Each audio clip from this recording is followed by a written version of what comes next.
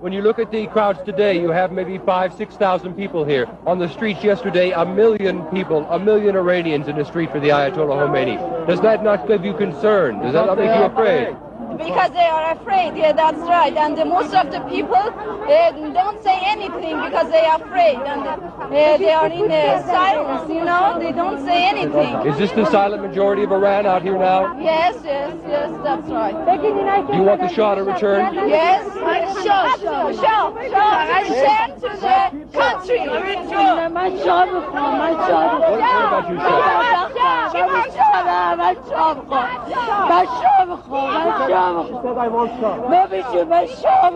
Shah? Why do you want the Shah? Why does she want the Shah?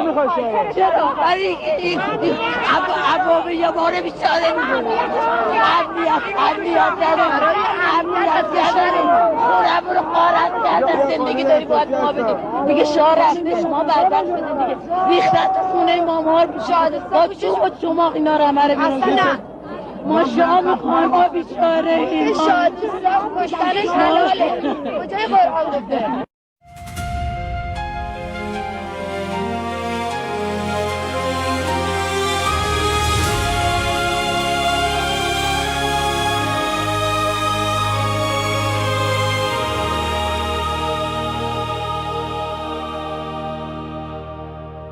"47 years we've been bleeding in the dark, under the shadow of the Islamic regime, with a stone-cold heart. They silenced our voices, they turned off our light. 58 days without internet, but we still fought the night. Our children took the streets, they raised their empty hands, and the world looked away. Do you understand? Do you know Europe? Do you know what's been done? Do you know Europe? 42,000 souls are gone, killed in 2 days by a regime drenched in blood. Do you know Europe? Or have you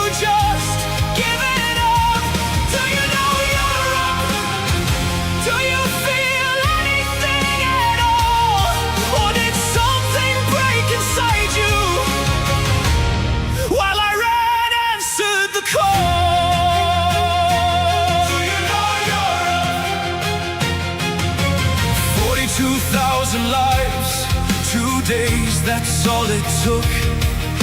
Mothers and fathers and sons, did you even look? We stand with Crown Prince Reza Pahlavi, our hope and voice. Millions behind him marching, he is our only choice. He only fights for freedom, democracy and human rights. But you mock him in your chambers while he fights for our lives. To pull us out of this darkness, this century-long night, while you sign deals with our killers and call it diplomatic right. Do you know Europe? Do you know what's been done? Do you know Europe?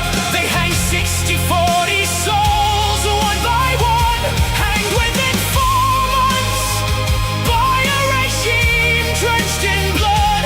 Do you know Europe? Or have you just given up? Do you know Europe? Do you feel anything at all? Or did something break inside you while Iran answered the call? Do you know Europe?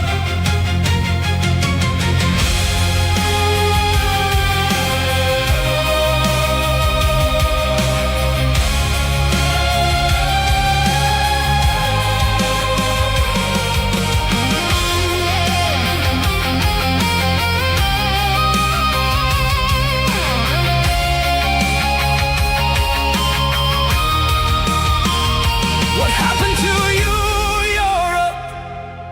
What made you so cold?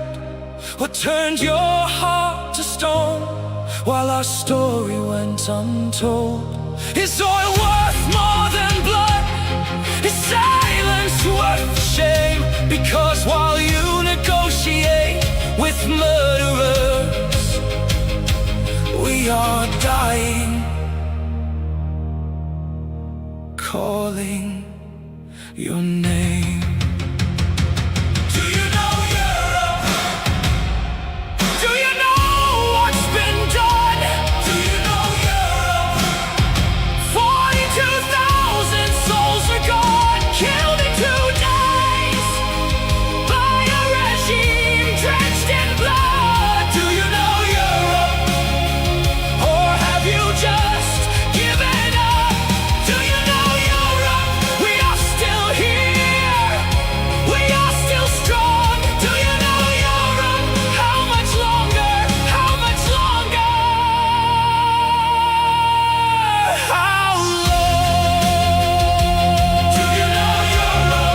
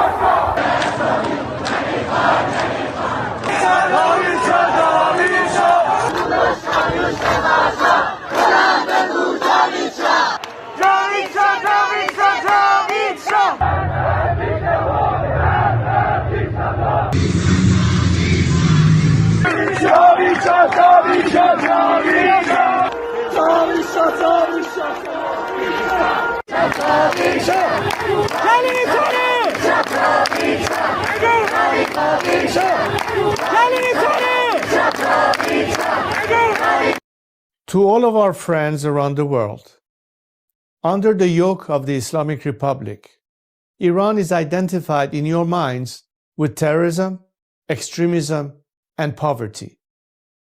The real Iran is a different Iran, a beautiful, peace-loving, and flourishing Iran. It is the Iran that existed before the Islamic Republic, and it is the Iran that will rise again from its ashes the day the Islamic Republic falls. So let me be clear about how a free Iran will act towards its neighbors and the world after the fall of this regime. In security and foreign policy, Iran's nuclear military program will end. Support for terrorist groups will cease immediately.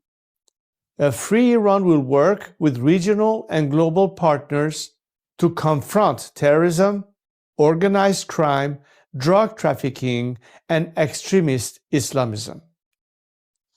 Iran will act as a friend and a stabilizing force in the region, and it will be a responsible partner in global security.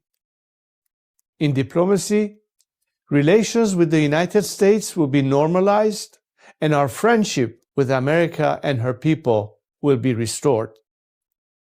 The State of Israel will be recognized immediately. We will pursue the expansion of the Abraham Accords into the Cyrus Accords, bringing together a free Iran, Israel, and the Arab world.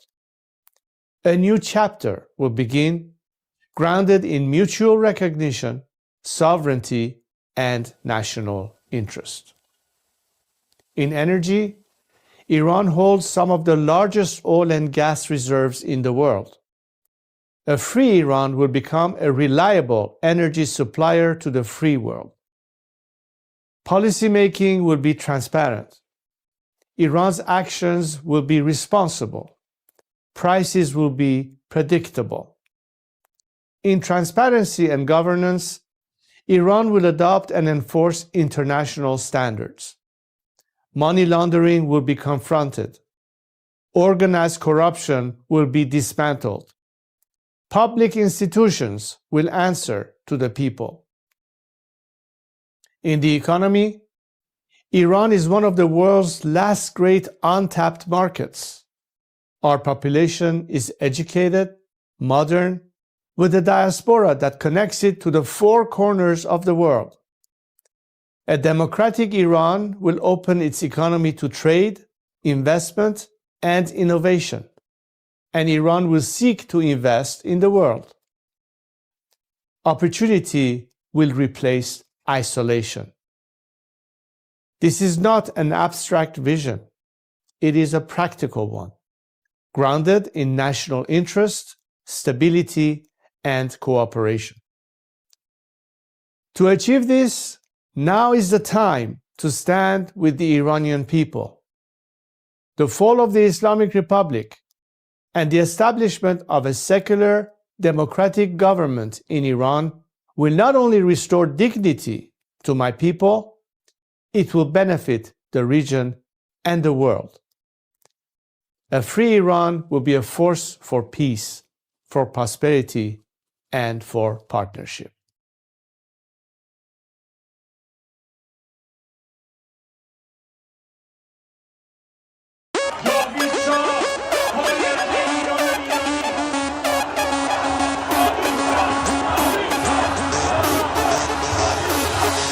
وقتی واسه غم نی گرچه قصه هامون کم نیست همه خسته این قبولم ما فرصتی واسه ماتم نیست روشن میشه فردا خورشید سرزمین ما سرم باز و سینه سپر بلند میگم جاوید شاه وقتی واسه غم نی گرچه قصه هامون کم نیست همه خسته این قبولم ما فرصتی واسه ماتم نیست روشن میشه فردا خورشید سرزمین ما سرم باز و سینه سپر بلند میگم جاوید شاه. روبروم یه واژه، یه هدف به نام انتقامه، پشت سرم دعای مادر و تو دستم تفنگ بابامه. رو زبونم اسم شاه، بگینین عشق بی انتهاست، هر جا اسم ایران اومد اونجا صدای بچه رضاست. فردا می نویسن تو کتاب قصه دیمار، بگو با تیر جنگی کشتن بچه های بیگناه رو، بگو از بخت مادرها شیر زنا و دخترامون، بگو تنها شهید شدیم تا تنها نمونه شامون. وقتی واسه غم نیست گرچه قصه هامون کم نیست، همه خسته این قبولم ما فرصتی واسه ماتم نیست. روشن میشه فردا خورشید سرزمین ما، سرم باز و سینه سپر بلند میگم جاوید شاه.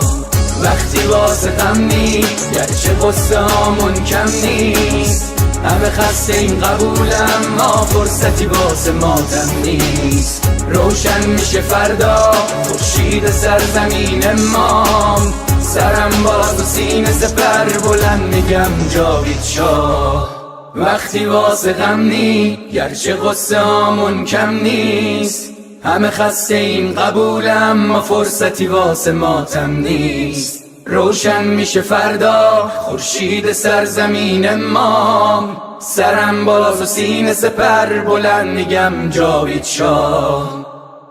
سلام من به تو یار قدیمی، منم همون هوادار قدیم. سید سلام چطوری مردک، کلی کتلت شدین دایی بدون مدرک. سلام بسیجی قهرمان رفتی پیش توسی با پنیر و یه نون سنگک. سلام به محفل قرآنیتون، سلام به مدیرای بحرانیتون، سلام به حاجی اکبر و طوله هاش و خارج و رفقای ارگانیتون، سلام به دزدای پول ملت که تش میفتین توی تور ملت. سلام به همه شما کرکسایی که دارین نونتون رو میزنین تو خون ملت، ساکتش زیر دست و پاک و تک بخورین حالا هی به یه بادکنک بدوین. سلام آخر تو زندان باشه وقتی قرار به این آب خنک بخورین. مکبر ملا متولی ننگ در دنیا، ننگ بر دوتا مجاهد چپی بعد از ملا. مرگ بر ملا متولی ننگ در دنیا، ننگ بر دوتا مجاهد چپی بعد از ملا. اینو بگذاریم به خاک میرسیم، تجزیه طلبی که به خاک بیرسیم. ایران مردمش وطن پرستن، از کرد تا بلوچ بری به فاک بیرسی. توف به هر چی مرسی است، توف به هر کی در پی تجزیه است، توف به لوی و همونی که شیفته ی گل ملیگرا تو وطن خدا نسلی هست. سر کردستان همه برپا شدن، بلوچستان فدای مهسا شدن. شم واحد که شیر و خورشید ما بقی جعلی ها تنها شدن. شادی باشه واسه همه در میهن، کور بشه چه شهرچی اهریمن. رخه رو بگی تا اون 6 کلاس سواد و خبرگان و مجد سری ترجیحن. شبهای عروس و دامادی باشه، برن سلامتی نوش کنن آبادی باشه. مقصد کجاست؟ میدون شهیاده به سمت اتوبان آزادی باشه. سلام به نسل ندید پدیدا، نبودیم ندیدیم قدیمتی ما. شاه بود تو شادی کل میزدین، حالا شاه بر میگرده پیک میزنین. مکبر ملا متولی ننگ در دنیا، ننگ بر دوتا مجاهد چپی بعد از ملا. مرگ بر ملا متولی ننگ در دنیا، ننگ بر دوتا مجاهد چپی بعد از ملا. مرگ بر ملا متولی ننگ در دنیا، ننگ بر دوتا مجاهد چپی بعد از ملا.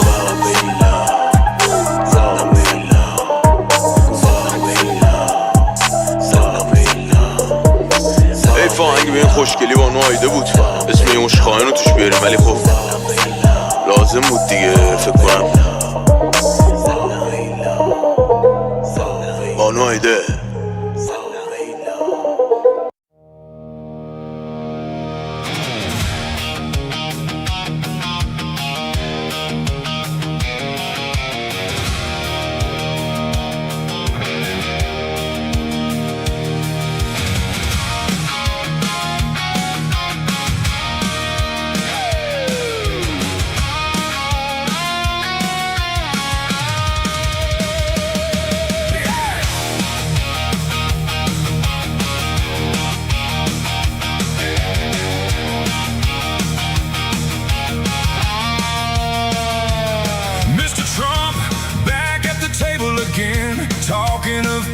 let you know how it ends.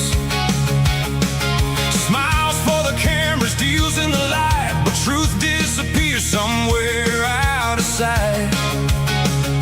Mullahs behind it, controlling the flow. You shake hands with fire, but you already know. Deal with the devil, you know what it costs. Promises fade while the lines get crossed. Deal with the devil, you hear their call. Voices in chains still rise and fall. Deal with the devil, don't look away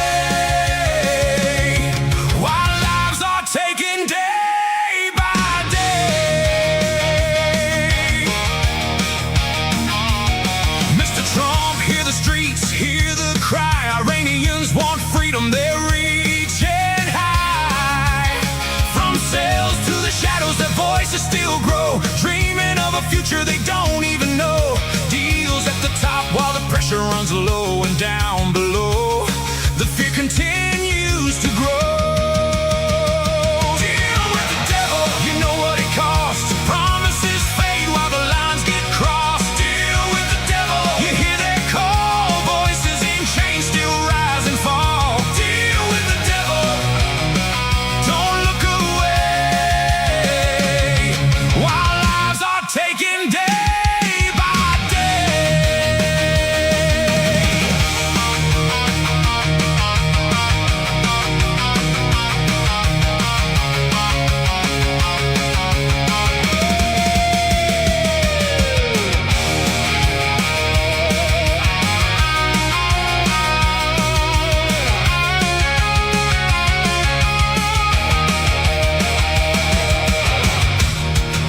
Mr. Trump, now the moment is real. Reagan or Obama, pressure or deal. One stands firm, one bends to the game. History writes down the choice and the name. Stand with strength, don't let it all go. You don't free millions by moving too slow. Mr. Trump, if you give them that deal, they keep the power, they tighten the seal. More voices silence, more lives erased, while freedom is pushed further away. Be the Reagan they need, take a stand, don't trade their future for a sake of a hand. Deal with the devil, you know what it costs. Too many lives already lost. Deal with the devil, you hear their call. Iranians fighting, they won't let it fall. Deal with the devil, don't look away while lives are taken day by day. Mr. Trump, be like Reagan, no deals with the devil.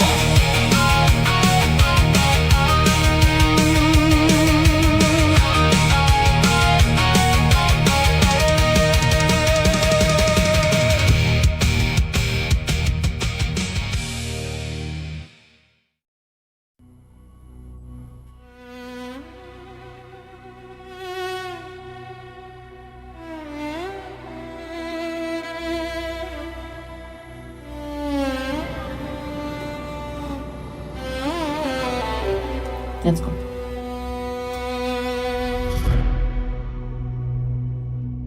میخوام بگم از دلم، از عشق به این میهنم، به امید روز شکست دشمن شاه برمیگرده به وطن.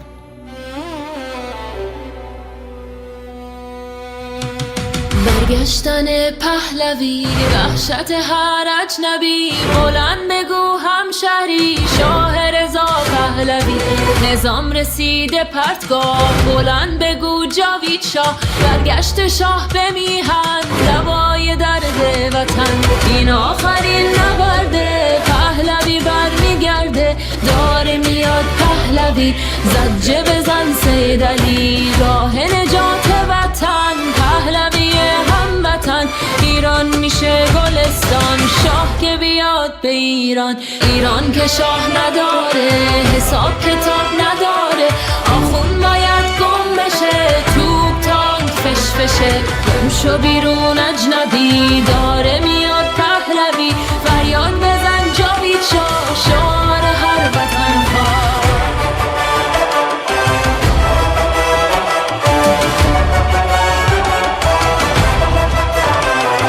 ما شاه میخوایم نه ملا بزار بشنوه دنیا ایرانی داد بزن شاه تو فریاد بزن برگشتن پهلوی وحشت هر اجنبی بلند بگو هموطن شاه رضا پهلوی فریاد بزن جاوید شعار هر وطن خواه بلند بگو جاوید شعار هر وطن خواه فریاد بزن جاوید شعار هر وطن خواه بلند بگو جاوید شعار هر وطن خواه فریاد بزن جاوید شعار هر وطن خواه بلند بگو جاوید شعار هر وطن خواه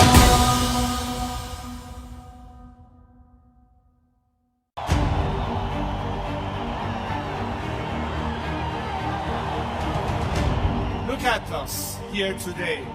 We see so many flags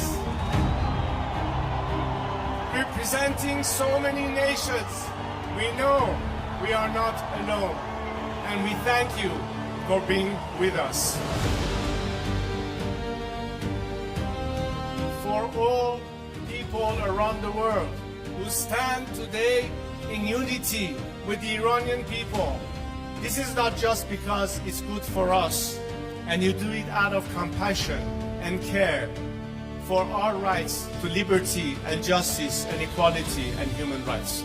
But understand that it is in your best interest too, to have, unlike this regime that has been propagating terror and radicalism, we the people of Iran are peacemakers and not warmongers.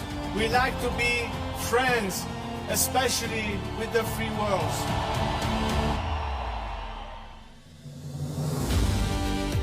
We'd like to be able to have the best neighborly relationship with the people of our area and the region, with the Arab countries, with Israel, and all our other neighbors.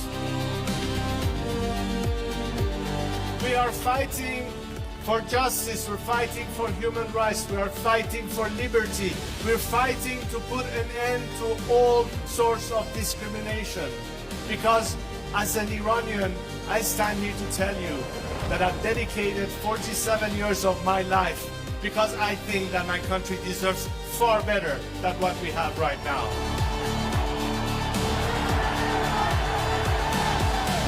To now understand that their best remedy is to support the people of Iran, because ultimately a free Iran will be your best partner, not just to bring stability and peace, but it will be in your best economic interest and opportunities. Together we can prosper again, and the world will be so different once the Iranian people are free. I am here to guarantee a transition to secular democratic future. I am committed to be that leader of transition for you, so we can one day have the final opportunity to decide the fate of our country through a democratic, transparent process, through the ballot box and free elections. And let's make sure that this time, especially the free nations of this world and their governments, stand on the right side of history.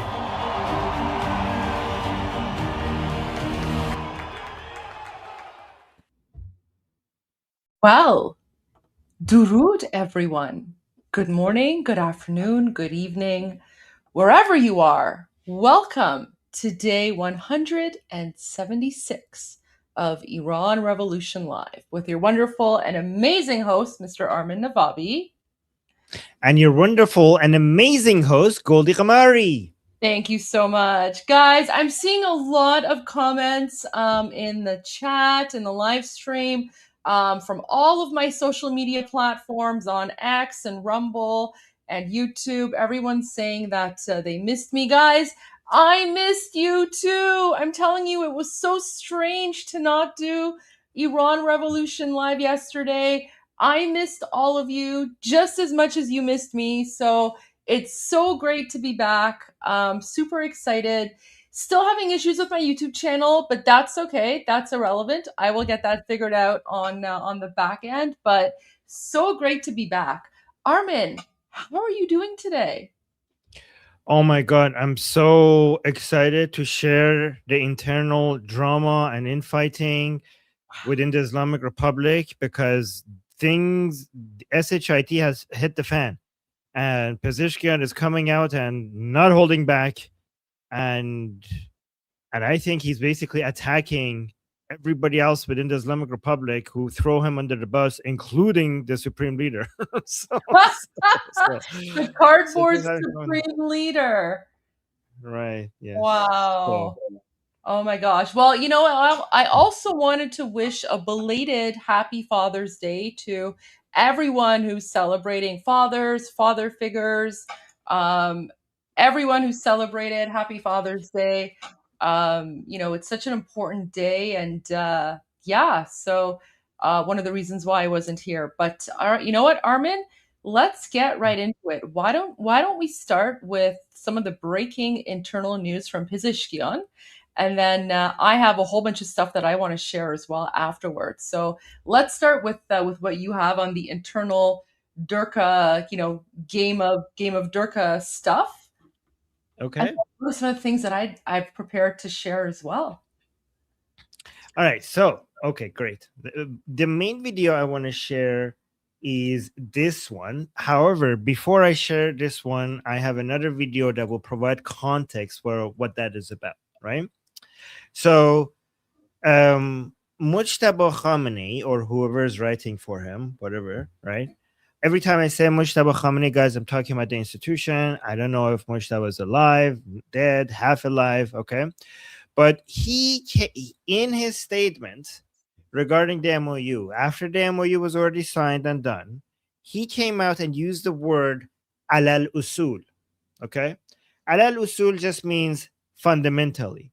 And he basically said that I was alal usul, which is Arabic, alal usul, against the MOU, right? And no, look at what these Durka people are doing.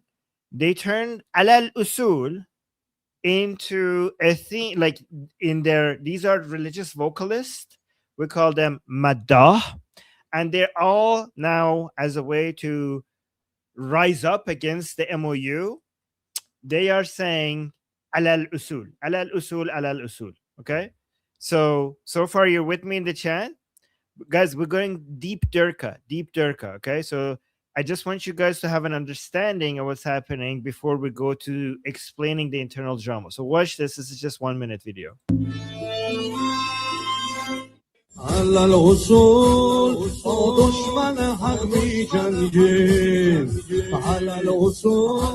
So again, they're using Mujtaba Khamenei's words. Just everybody saying alal usul, saying alal usul, ba dushmanamon mijangim, which means we will fight our enemies alal usul. Guys, Armin's struggling not to like go into not to transform to Zulfaq Armin. I feel like he just wants to put on his black shirt and like his green headband and start beating. Yeah, Armin literally misses his Durka. Armin, do you want to go into Zulfaq Armin mode while you share this? I'm okay. No, are you sure? Because I feel like you kind of want to. You miss it, don't you? No, I'm okay. I'm there. You know, you guys know I do it for you guys, right? Oh, absolutely. Okay. Look at him swaying back and forth, like his inner Durka. I'm struggling to come out. I'm your spy within the Durka. Okay, I know sometimes you think I'm going into deep, but it's only by going into deep is that I could get the good stuff out. That's the reason. Okay, don't worry. I will. Look, everyone, Armin, everyone in the chat misses Zulfaq Armin. I feel like we need to do like a quick reappearance. But this is only 1 minute. That's okay. No, it's okay. My black shirt is dirty. Okay, here I'll just put the bed. Yeah. You need the headband. You need the sunglasses. Sunglasses. I love how the headband is right there and accessible. There you go. Yeah. Oh, where are my sunglasses? I don't know where my sunglasses. Oh, you know what? if you want, while you're waiting for that. See, yeah, guys, we're bringing back Zolfak Armin, especially for you guys. There you go. There you go. Black shirt as well. No, that's fine. You're good. Okay. Just a quick cameo. Let's go. What about you? Are you gonna join me? No. This is you're the one that's Oh, swaying to the music, not me. Okay. All right. So let's go through this one more time. Okay. على الوصول دشمن حق می جنگه على الوصول دشمن حق می جنگه I know, guys. I'm wearing pink for the gay Ayatollah. That's why I'm wearing pink. Okay. Yeah. على الوصول تحت یک لوا هم رنگه على الوصول دستای همو میگیره على الوصول واسه وطن میمیره همیشه پشت سر ما دعای خامنه‌ای علل اصول همه تابع علم داریم ولی امر زمان مجتبای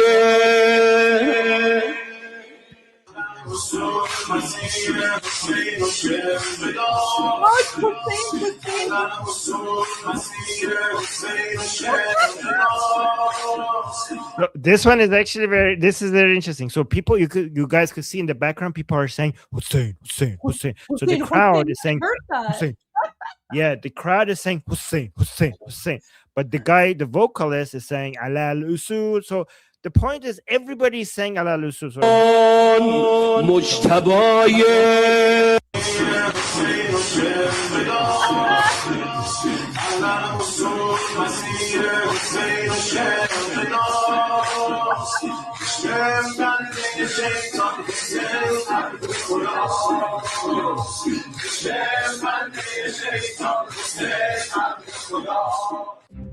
So you can see that everybody is saying Ala al-Usul because that the letter of Mujtaba Khamenei against the MOU just had that word in it, Ala al-Usul, and now it's becoming trendy for everybody to say Ala al-Usul as a statement against the MOU, right? So can you explain, and now, Armin, can you explain once again for our viewers, what does Ala al-Usul mean? Which letter are we speaking about, and why did the writers, whoever wrote the letter on behalf of Mujtaba Khamenei, why did they use that word? Like, what's the context behind it here? So Ala al-Usul just means based on the fundamentals. So it's just basically saying fundamentally, but because Mujtaba Khamenei is, I don't know, not is a representative of a foreign occupation. Instead of just speaking like a normal Iranian, he just says Ala al-Usul, which is an Arabic way of just saying fundamentally, right?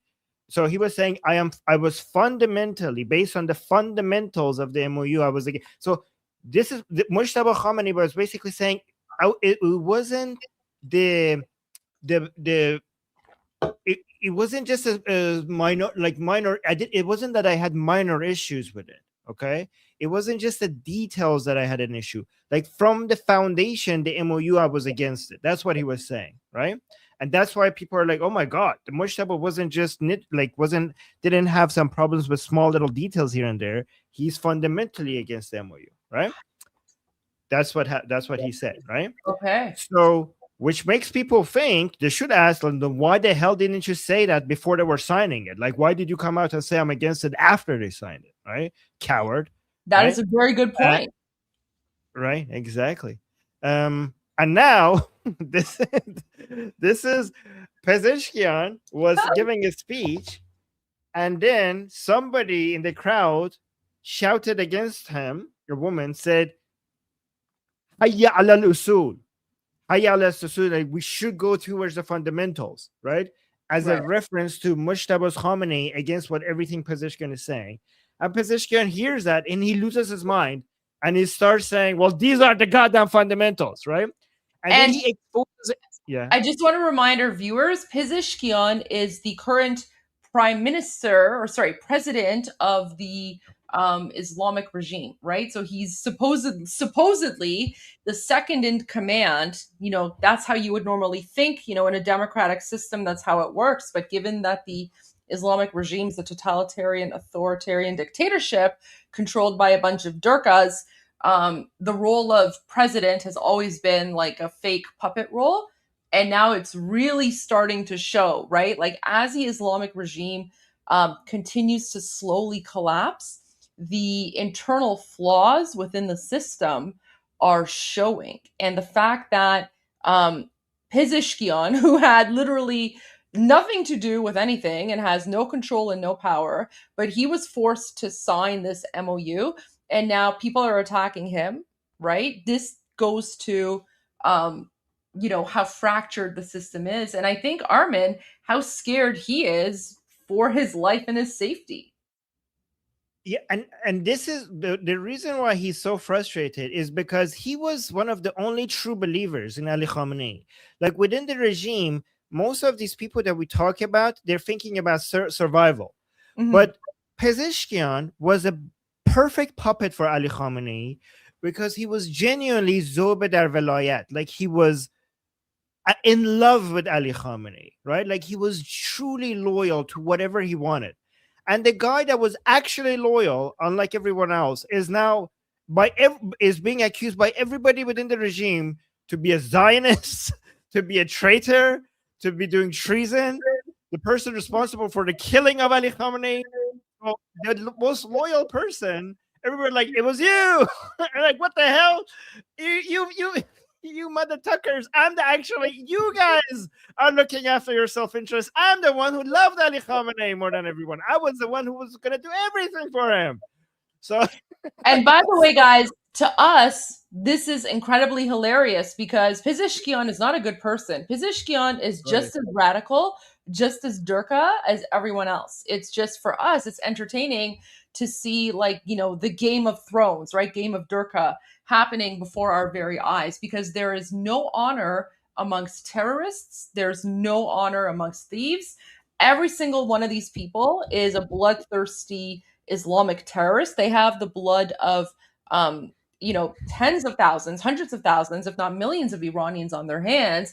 And guys, by the way, Pezeshkian himself is one of the people that in his youth, when he was participating in the Islamic coup d'etat to turn Iran into a 7th century Islamic hellhole governed by Sharia law, he is the one who started imposing mandatory hijab on women back in 1979, before Ayatollah Khamenei, the pedophile Muslim founder of the Islamic regime, before he made it mandatory. So Pezeshkian, this guy you see right now, back in 1979 was already forcing women, Iranian women, to cover their hair, for like Islamic reasons or whatever. Yeah. And now he has realized something that we knew a long time ago. We knew exactly when they picked him as president that he is a lamb being fattened up for sacrifice. Okay, lamb ready to slaughter. That was his purpose. And now recently he figured that out. And that's why he was trying to resign, and they didn't let him. And now he's losing his mind, and he's like exposing everything because he's realizing that he's being sacrificed in the middle here for higher purposes. Exactly. So that's why, yeah. So this is now we have the context here. Okay, so let's listen to this.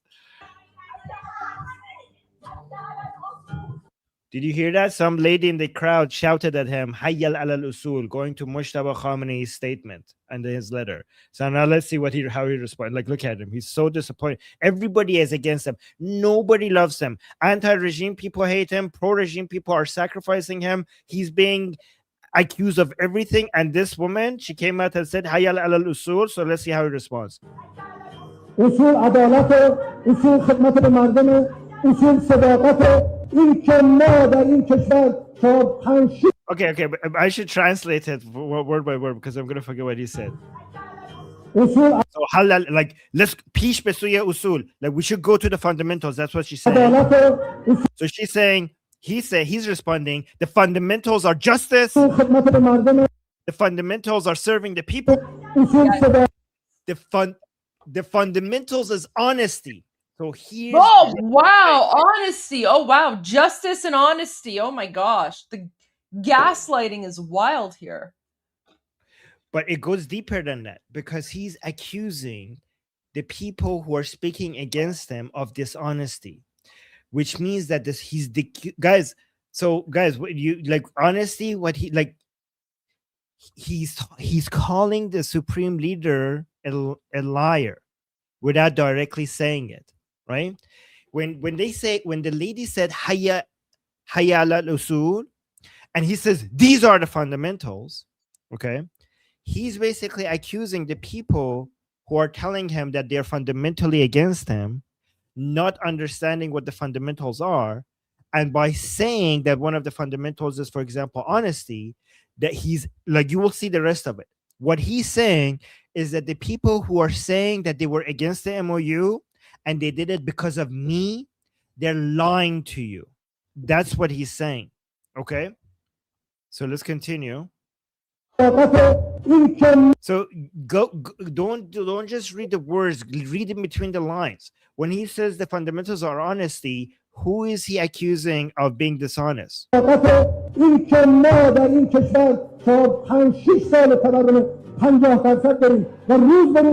he said, for 4, 5, 6 years, we have had inflation of 50% in this country for 4, 5, 6 years. And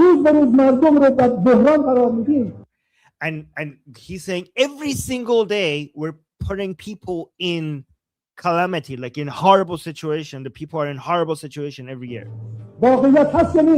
Is this reality or not? So there, guys, you know what he's saying? Is this reality or not? Is because he's saying the people who are saying that we're winning and we have this and we're strong, like, is this not the reality? Is this not reality of the country, the situation?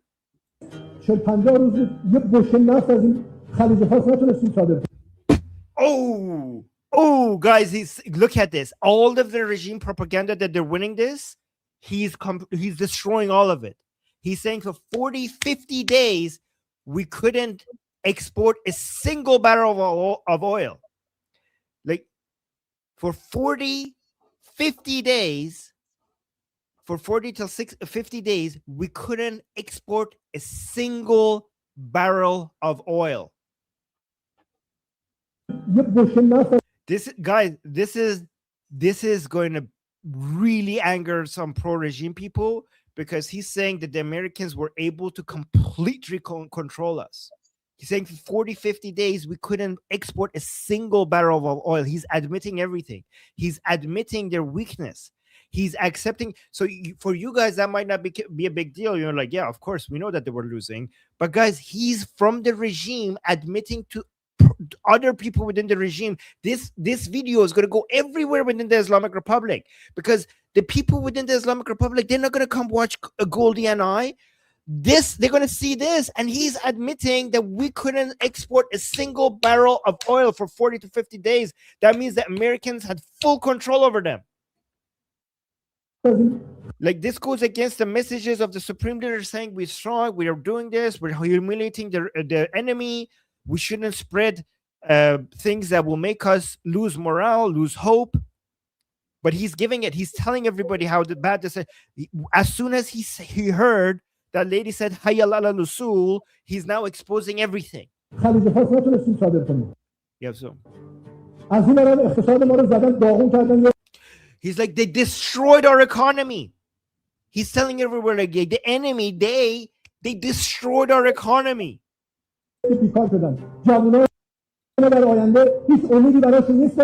You're like, our young people don't have any hope for the future. And then we have to also give money to the people who don't have jobs. And we can't even collect taxes. Somebody come tell me, where should I find the money? Where's the money? Where can I go get the money? Like, I have no money. So where should I go get the money? Oh my God, guys, do you not love this? This is the admission that they're losing. Guys, I told you that only these negotiations could get them to admit defeat. only the ceasefire, only the blockade will eventually come and get these people to say we're losing this. Bachishie Baghdad. Bachishie Baghdad. Meaning that the Shia boy finally admitted defeat. This is a miracle. This has not happened in the past 1400 years at this scale. For 1400 years, these people were always winning. For 1400 years, no matter how much you destroyed these people, they were like, we're winning. And now they're losing. وقتی می‌جنگی باید پایدارش هم بشینی. Ooh, oh no, he didn't. Oh no, he didn't. He says when you wanna go to war, you have to accept the cost. Okay. And like, you know what he's saying? He said, you guys wanted to fight. This is what it means to fight. Everybody's complaining. Well, what did you expect? What the F did you expect is gonna happen? This is what happens when you go to war. Like you're like, hey that, like you guys were like, hey that, let's go to war. Now that you're seeing the consequences, you're all crying. What did you think is gonna happen? Oh no. Let's go. Okay, what is next? Yeah, this is FAFO. He's basically saying we're guys. He's teaching them what FAFO means. Okay. Ooh, guys, you know what? He's not holding back, because now he's talking about the armed forces. So, guys, in the Islamic Republic, there is a lot of people are saying the politicians are betraying us. It is the armed forces. The armed forces are the heroes, okay? And guys, the armed forces within the Islamic Republic, they're like sacred. If you say anything against them, you're screwed. Like, oh my, these are the people who go sacrifice their lives in the battlefield. So you could, in the Islamic Republic, you're free to attack the politicians. Everybody can attack the politicians, right? Don't attack the supreme leader, and don't attack the armed forces, right? But the politicians are fair game. The people in the suits are fair game. So you don't have to attack them. But now what he's saying? Because everybody is saying, oh yeah, Pezeshkian, screw you. You sold out the country. Our armed forces were holy, and they were fighting. They are the warriors, and you're now destroying everything that they have achieved. You know what Pezeshkian is saying? Pezeshkian is saying our fighters wouldn't be able to fight if I didn't get the money. Okay. Right. And I got them the money. They wouldn't be able to fight if I didn't get them the funds. Yeah. If we didn't support, if I didn't support our armed forces, they wouldn't be able to fight. Like ما 20 میلیون بشکه نفت که مال دولت بود. Like the government, like basically the executive branch, right? We had 20 million barrels of oil that we had. We gave it to the aerospace of IRGC. He's saying, guys, everybody's saying like, oh, Pezeshkian, you betrayed us. You're with the enemy. What you're doing is treason, blah, blah, blah. IRGC good, Pezeshkian bad. Really? We had 20 million. He's saying the presidency, we had 20 million barrels of oil that was ours. And we just gave it to IRGC so they could fight. He's saying you ungrateful pieces of swear word. You're like saying, IRGC is doing this and that. We gave them 20 barrels of oil so that they could fight. We gave it to them. It was me. I did that. They wouldn't be able to fight at all. You're all praising IRGC. I gave them the oil. I had 20 barrels just sitting there, and I gave it to them. That's why they can fight. Thank me. Okay. Oh my God. This is so beautiful. Like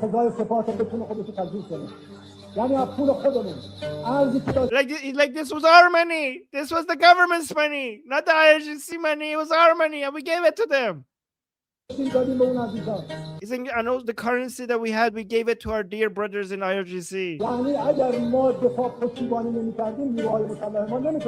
Oh my God, he's saying it. He's saying this means that if we didn't support our armed forces wouldn't be able to fight.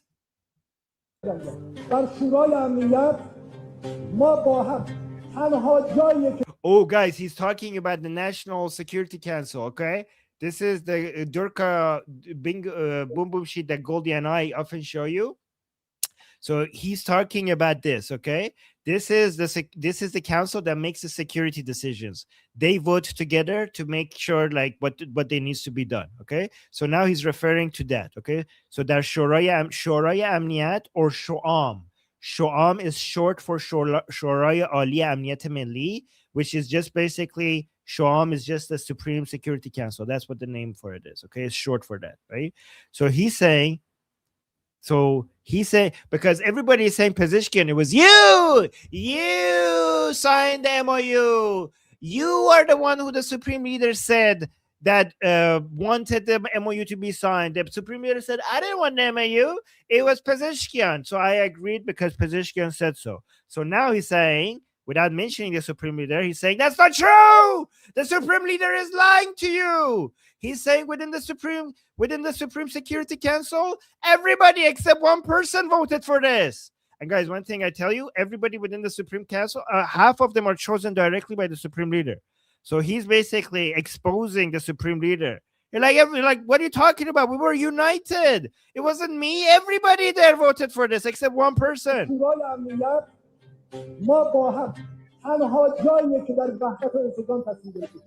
Like the Security Council was the only place that everybody was united. Like everybody's fighting everywhere with each other within the Islamic Republic, but actually in the Security Council, we were all like, yeah, we're all effed, and we need to agree to. So, guys, you know what this means? That means that all the people except one person within the Supreme Security Council, their understanding was that they need to bend the knee. You know who I think was against it? Jalili. Okay, so that means that Zolgad voted yes, because they don't tell us who was the no vote, but it's obvious that it was Jalili. Okay, so that means Zolgad voted yes for the MOU. Ejei voted yes for the MOU. Alibov obviously voted yes for the MOU. Pezeshkian voted yes for the MOU.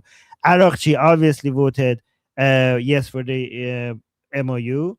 And Mu'mini voted yes for the MOU. And Khatami, this is the head of the Artesh. He also voted yes for the MOU. Jalili was the only one who voted no. And he's saying, basically, that was the most united we have ever been within the Islamic Republic. It was on this MOU. So screw the Supreme Leader saying it was me. It was all of us.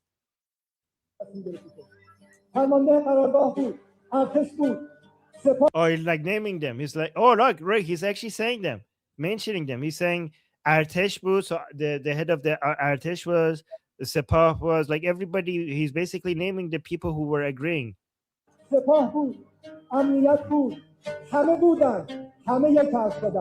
Like everybody was there. Everybody said one thing. We were all united. He's actually that's not true. One person voted no. Everybody accepted the direction that we agreed to we were going. Oh my God, guys, now he's challenging the Supreme Leader. He's saying anybody, he's not mentioning names. He's like, anybody who thinks you could do something else, come front, do it. Let's see you do a better job. That's what he's saying. He's like, come, I'll give you the job. Let's see if you could do a better job. Oh my God. So yeah, that was that. I have a lot more videos from inside Iran, from the regime, to show you guys. I don't I want to go to a few things from President Trump. Also, we do have more time now for news because since I'm demonetized, I can't get super chats. So we can, for the time being, we can cut the time that we have for super chats in half, because we're only getting like half or less than half of the super chats. So I have a bunch of things that I want to share. Guys, I'm fully taking advantage of my demonetization right now. So I have a whole bunch of things I want to share with you guys. So look at this. This is from President Trump. This is really interesting because remember last week, everyone was commenting and wondering, like, President Trump, he's attacking Israel or whatever the case might be. Does he not know that Hezbollah is a proxy of the Islamic regime and all that? Look at what President Trump posted yesterday. This is big. So he says Iran, he means the Islamic regime, must immediately stop their highly paid proxies in Lebanon from causing trouble. If they don't, we'll hit Iran very hard again, just like we did last week, only harder. So President Trump is putting the Islamic regime and their proxy militia groups, their terrorist jihadi proxy militia groups on notice. Okay. So I know a lot of people last week were, what's Trump talking about? Hezbollah is part of the Islamic regime. Does he not know the difference, etc., etc.? So he obviously knows the difference, and he's putting them on notice. Now, this is key. This is key, guys, because for the last 47 years, the Islamic regime has been using its proxy militia forces to attack Israel, right? Whether it's Hezbollah, whether it's, Hashd al-Shabi or Hamas or, whatever other jihadi terrorist group they have there, right? So that is really important. And what's significant here is that President Trump is, for the first time that I've noticed anyway, he's directly attributing the actions of Hezbollah to the Islamic regime. So President Trump is effectively saying, if Hezbollah attacks Israel, then the United States will retaliate by attacking the Islamic regime in occupied Iran, right? So President Trump is essentially playing the game of the Islamic regime, because the Islamic regime has used its proxy militia groups to try and evade or avoid attribution, right? Proxy wars and everything like that. So this is a key post here. President Trump calling it out directly is key, because he's basically saying if Hezbollah does anything, that's the fault of the Islamic regime. So I wanted to, just give my analysis on that. And then there's a few other posts here, but the one that's really important for me is this one. So there's two. There's one from Senator Lindsey Graham, and he says, so to say nothing has changed after Operation Midnight Hammer and Epic Fury is an insult to our men and women in uniform. To say nothing has changed denies the devastation to the Iranian economy, well, he means the Islamic regime economy, created by the blockade and other economic pressures applied by President Trump. This analysis by the New York Times says more about their bias against President Trump than it does the undeniable facts about the state of play in Iran. And that is very true, because the economic pressure against the Islamic regime is incredibly high right now. Now, I know a lot of people are concerned about, the Iranian people, the civilians, how is this impacting them? Guys, I just want to give you all a reminder. Remember, all of this started back on December 28 because of the economy, okay?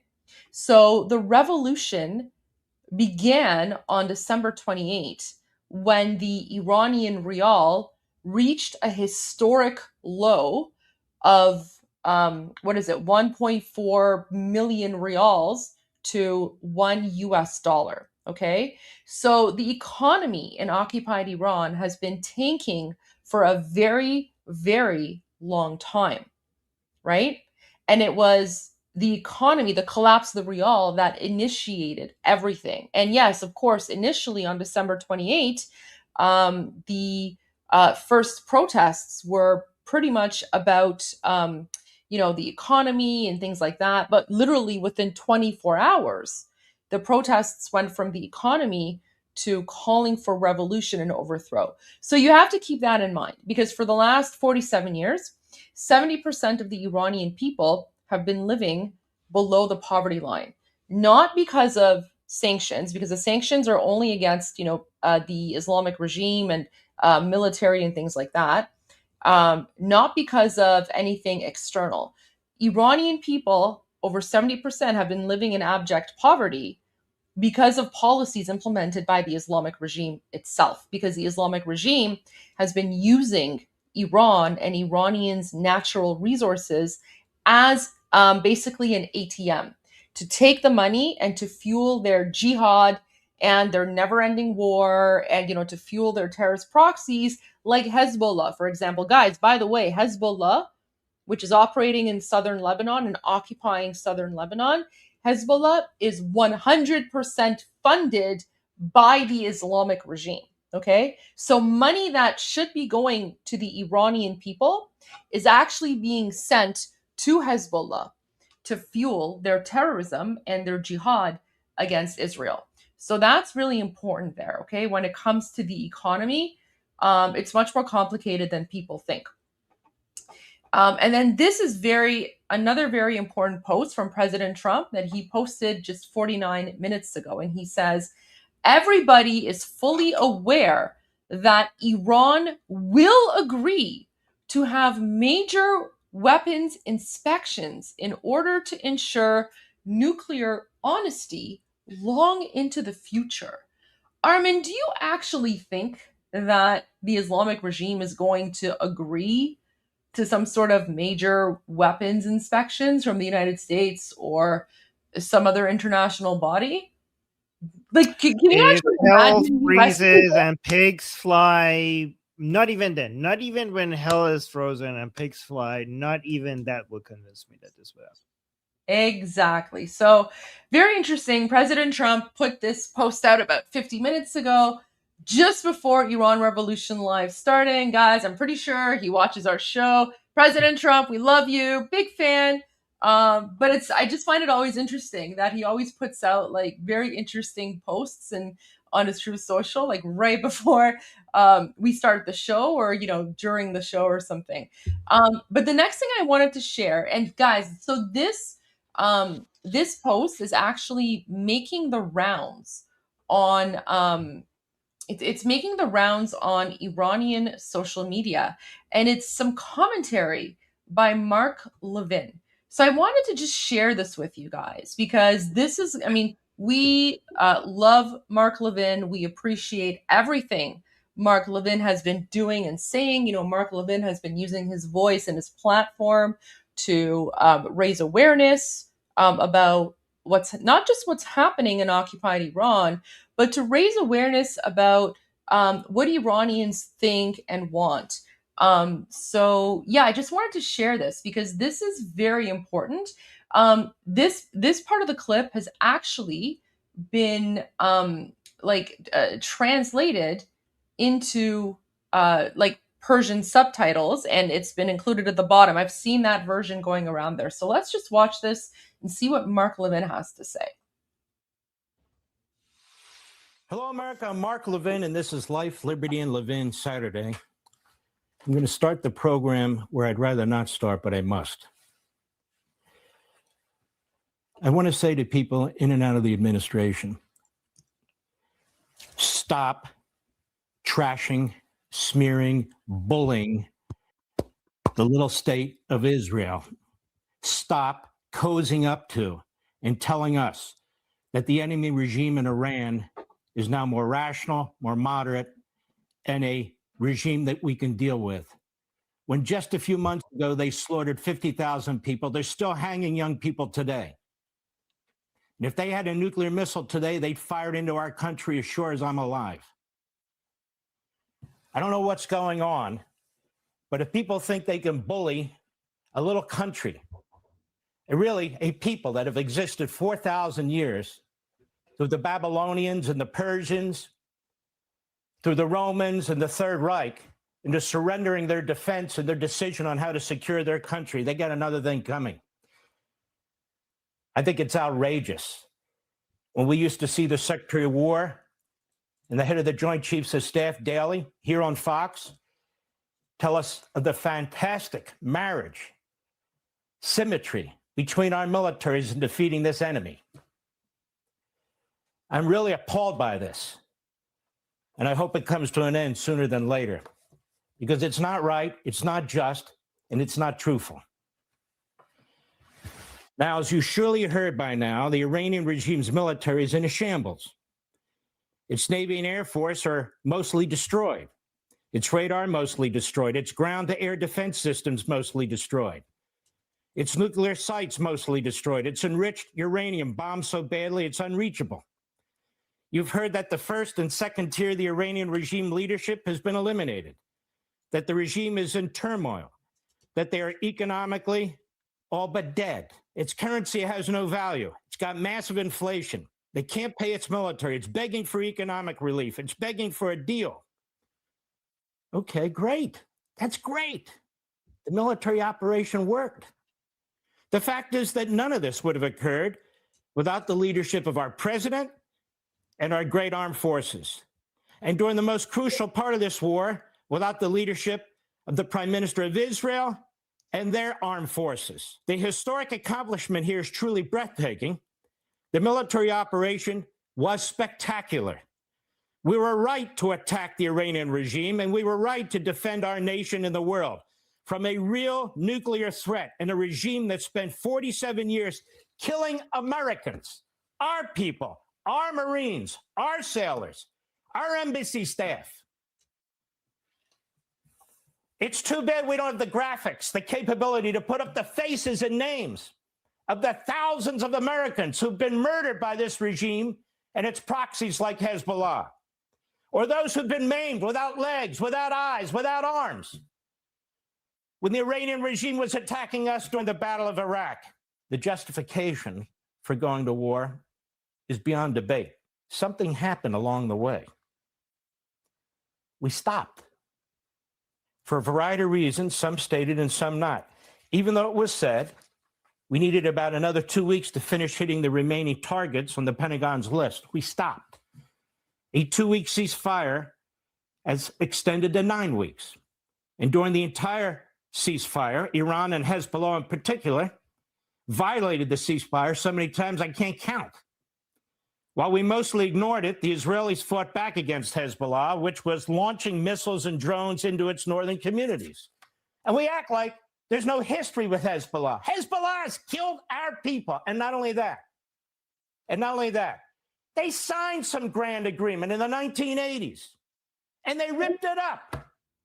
And they are occupying Lebanon. Yep. They are tormenting, killing, and abusing the Christians in Lebanon. What about them? How come nobody talks about them? Because apparently we don't give a damn.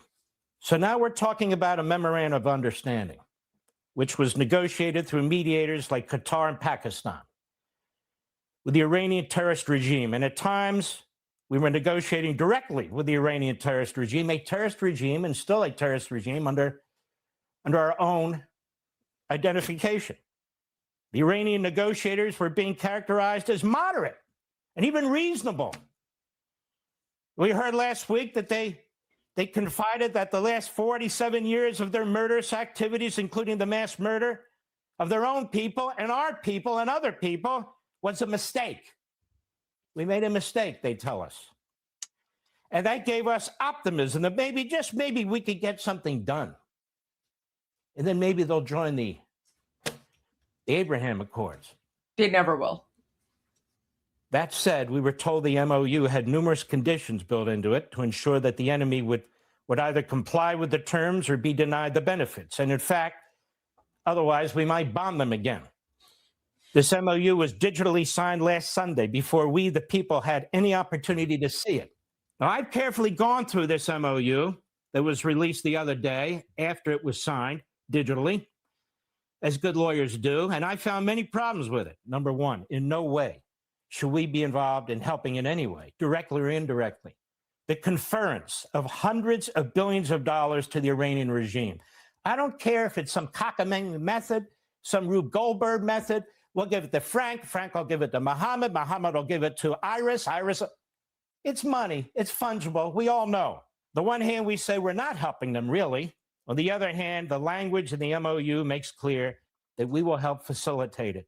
$300 billion that will be used not for the people there, who's kidding whom, but to strengthen the regime. How do we know? Because that's what they've done in the past. And no language or no deal will change it or change them. I suspect this was done because Iran had been talking about reparations. Remember that? Well, believe it or not, I think this is some kind of an answer to that.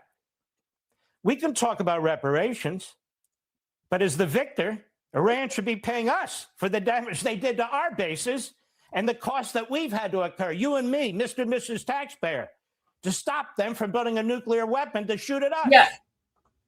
I mean, that's kind of a dangerous argument to make because, I mean, by that same logic, like we Iranians, we could also claim that Americans owe us 47 years of reparations for helping, you know, because Jimmy Carter and the Democrats helped to bring the Islamic regime to power. So I wouldn't go down that road because if one side claims reparations, then the other side could easily also claim reparations, right? So I would probably ignore that part of what Mark Levin said. How about reparations for us? Yeah. Number two, we declare the immediate and permanent termination of military operations on all fronts, yeah, what about including with reparations Hezbollah. Another grave mistake, in my view. Why are we doing Hezbollah's bidding when Israel is being attacked by Hezbollah and the Lebanese people and the government want Hezbollah gone? It's an Iranian terrorist group that has taken over the country. Islamic terrorist group. It's a complete capitulation to the Iranian regime because Hezbollah is its terrorist lifeline. It's an absolute capitulation of them. And why would we do this? Why would we do it to Israel? Why would we do it to Lebanon and the Lebanese people? Israel fought by our side at the beginning of the war. They have a right to defend themselves, and they have a right to defend themselves without us telling them how to do it because they're the only ones fighting Hezbollah that killed our people. We haven't sent troops in there, nor should we. Israel's doing the job. And we're admonishing Israel repeatedly and publicly.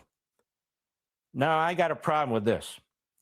By immediately and permanently declaring no more military operation, right at the top, before any deal is reached, does that make any sense? Are we going to lose a lot of leverage?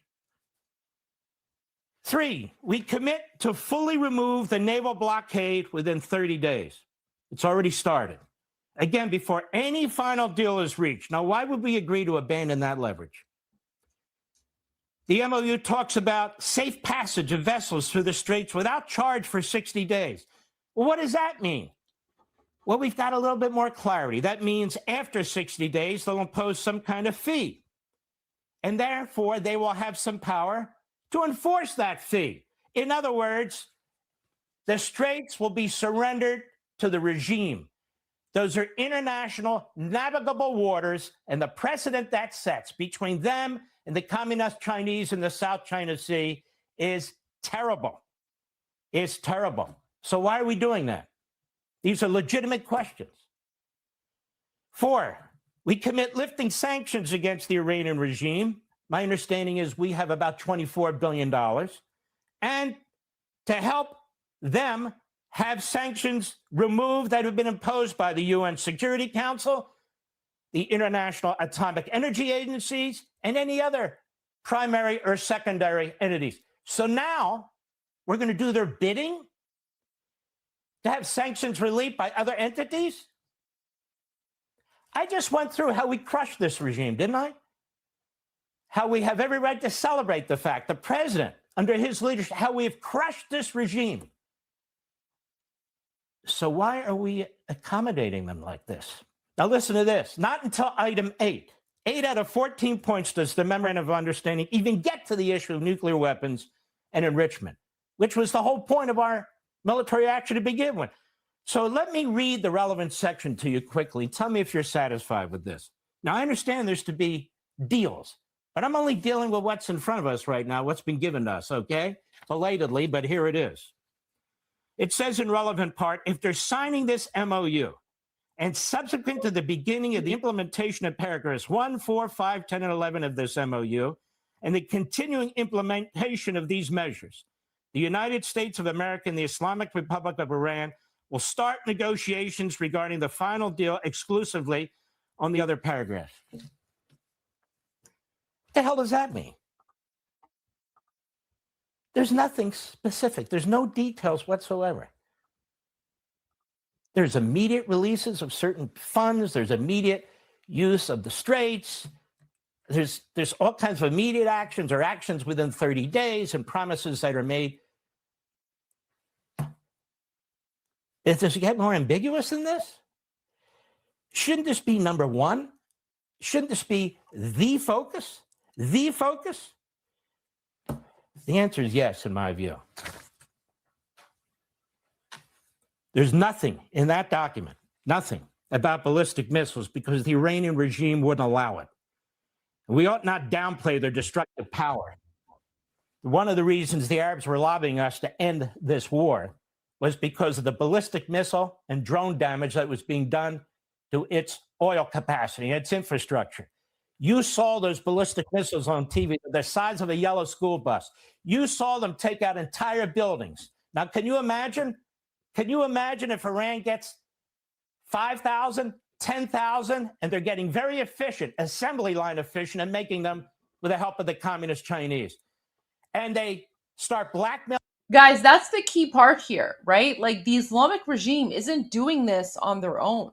They're getting help from the CCP, as Mark Levin correctly points out, the communist Chinese, right? Like that's a key part. And threatening Israel or their Arab neighbors or Europe. Now we know they have ballistic missiles that can reach Europe.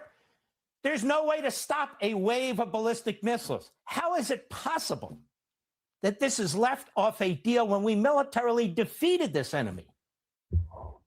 Because they wouldn't agree to it, in my view. That's why. I said, okay.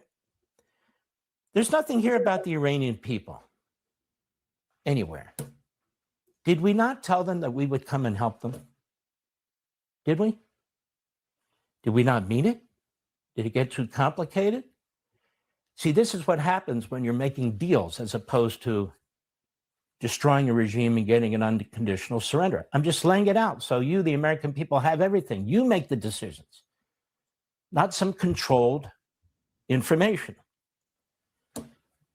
And these old slogans that those who dare to point out these problems are warmongers or support forever wars are not only imbecilic, they're illogical. By not ending this regime, their war will go on. Maybe not right now, but it will. It absolutely will. When they're ready and able to go again with some of the money that we're allowing them to get. Billions and billions. Well, it's not our money. Who cares? The warmongers are the isolationists, the pacifists, and the appeasers who empower the Iranian regime and our enemies. They're proxies to kill our citizens, to stand down while the enemy stands up, to hide while they shoot at us. That's not American. And to address that and confront it and deal with it is not a warmonger. That's a patriot. We lost thousands of our fellow Americans because of the isolationists and their ilk. The last 47 years, they reigned. They were in charge. We were isolationists. We didn't hit back. Look, there's more, but that's enough for now. Let us hope that in the next 60 days, some major changes and a final agreement can be made. That said, some of this is immediate, so they won't be changed in that regard. And what's mostly immediate are the concessions. I just see no language, not even in item 13, which talks about meeting certain hurdles, some of which are already immediate, and as a condition of moving on to 60-day negotiation period. And this is despite assurances made on TV shows that they have to comply or little happens. Again, much of what they receive is up front. But here's the biggest issue. The biggest problem is the enemy. The enemy hasn't surrendered. It's never going to surrender. It will never abandon its cause and its revolution. Any deal to them isn't worth the paper it's written on. It may last for a while. That's what they're banking on, survival, and then reconstruction, and then strike. And so they'll agree to this for a period of time. They'll take all the benefits they can get after they get the $300 billion, however long that takes, then they can thumb their nose at us and say, what are you going to do about what we're about to do? I've explained time and again that the Iranian regime is not going to sign some agreement and then honor it in direct and explicit violation of its political theocratic ideology and revolution. Exactly. It never has and it never will. Khomeini explained all of this in black and white. They exist for the end days, for the catastrophic destruction of civilization, starting with Israel, then the United States, then the entire West, and all humanity. This is a death cult. Suicide bombers who want nuclear weapons. And no sooner did the president sign a copy of the MOU than this is reported by open source intel, the new rational leader in Iran, Kalibaf, and one of the key negotiators of that MOU, speaking on Iranian state TV, after the agreement was reached, he said, if we truly seek justice for Khomeini, then that justice will be achieved through the liberation of Jerusalem. We must be committed to that vision and carry out that mission. And there are others who are saying the same thing. Now, you'll be told, well, don't listen to them. It's just rhetoric. It's just listen to every word. Digest it and understand it. They mean it. Listen to every single word. They're not hiding it. I'll be right back. Incredibly well said. Always appreciate what Mark Levin has to say. And, that speech that he made is so powerful. It hits so many points. And, I agree with everything that he says, except for the reparations part. The reparations part can get a little bit awkward and tricky. But Armin, what did you think of what Mark Levin had to say? I think this is exactly what so many voices out of Iran are trying to get out there. And every time Mark Levin speaks, I notice that within Iran, everybody starts sharing it, and everybody thinks that there's somebody saying exactly what the Iranian people want to be said out there. So I've seen that video being shared everywhere with Persian subtitles, and everywhere people are celebrating it as the exact words of many Iranian people. If they could be heard, that would be what they would be saying, which is incredible how much his words reflects what the wish of the Iranian people right now and what they're saying, and Israelis as well. Yeah, absolutely. Just a little bit of breaking and very scary news, Armin. Apparently, there's been a terrorist attack in Montreal. Oh, sure. We don't have a lot of the details. Apparently, I'm still waiting for confirmation, but apparently the shooter is dead. But apparently, I think maybe one or two police officers might have also been killed. I have to go look into that. But this is literally happening like right now in Montreal. And guys, Montreal is a very like Durka jihadi city. So let's just watch this footage really quick. I think he's hit. No, he's hit. He's hit. No, you touché.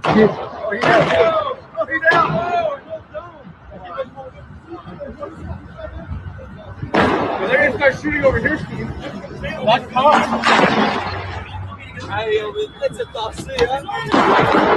That car's gone.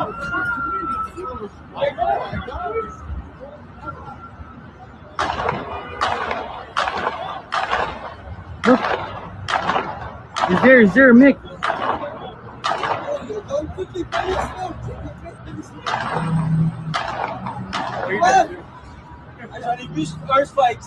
Attention, balle perdue, arrive.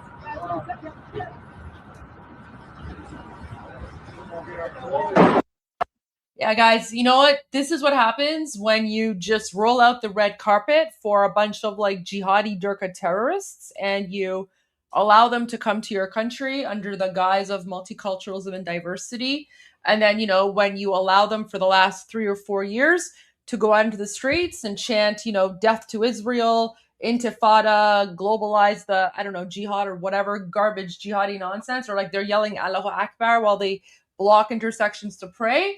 This is the end result, right? Like they become more bold, they become more emboldened, they become more radicalized, and now we're literally seeing like this horrific footage of some, mass, some guy who was planning on like a mass shooting in Montreal. So don't have too many details yet, but there you go. So unfortunately, there's been a act of terrorist attack in Montreal. I'm gonna see if I can find more info there. But yeah, Montreal is full of like radicalized people. Like it's one of the worst places. And I actually know this because I have a lot of contacts within various police departments across Canada, and all of them have said to me that yeah, Montreal is pretty bad when it comes to this stuff. So thoughts and prayers to everyone in Montreal, especially the Montreal police, and everyone else who's involved. It's just it's a very scary and sad situation there. But yeah, those are just some of the breaking news that I have, Armin. Thank you for sharing all of them. Yeah. Do we do actually have okay, so should we go to the super chat segment, or are we doing something else? If you're done with whatever news you have, yeah, we could go to super chats right now. It's mostly I have more it's more Durkha analysis, but I could do it in my other segment after this one, so that we could get, because we do have 20 super chats and I want to listen to what people are saying. But I do have some interesting. It's long because the clip that I have is very long, and I think going into what this is. It's funny though. So you know what? Let me share this one because it's so. Okay. Let me just share this one and then we'll go. So yeah, this is too good not to share. Sorry guys. I know I'm cutting out of the Q&A time, but this is too good. Okay. So guys, you remember this guy? Who remembers this guy? I want to see how many people here are following the different officials from the Islamic Republic. This guy is Rasai. Okay, let's go to a boom boom sheet. Is over here. It's actually interesting because whoever made this boom boom sheet decided from all the members of parliament to only highlight one of them, which is this guy Rasai. So we have 290 around 290 members of parliament, and only one of them, not including the head of the parliament, which is Ghalibaf, they decided to highlight Rasai. So you not this one. Let's go over here. You guys know him? You guys remember him? He's a member of the Paidari camp. And he's very, very, very anti-negotiations and anti-MOU, as you expect him to be, right? As part of the Paidari camp, right? Okay, so here's an interesting thing about the parliament. Do you guys know that for the parliament in Iran, but the Islamic Republic parliament is closed? It has been closed for a while. Why do you think it's closed? Does anybody want to guess why the parliament is closed? Who has closed it? Who has closed the parliament? Who has the authority in Iran to close the parliament? All of this time where we were covering on Iran Revolution Live, we're going over the details of what's happening. Ever since Operation Epic Fury has started, the parliament in Iran is closed. Okay? And as the members of parliament within the Islamic Republic have been trying to get it open. They're like, you're silencing us. We're being censored. We're being censored. Who's silencing us? And like, who has the power to close the parliament? Open the parliament. So the parliament members have been like, let us in at the doors of the parliament, trying to get in the parliament and do things. And they haven't been. We have a wait, hold on. So hold on. Yeah, this one. This is a meme. Okay, here. We guys know this. Copy image address. This one. Yes. Okay. So this is what's happening. Okay. This is the Rasai and other parts of the Paidari camp.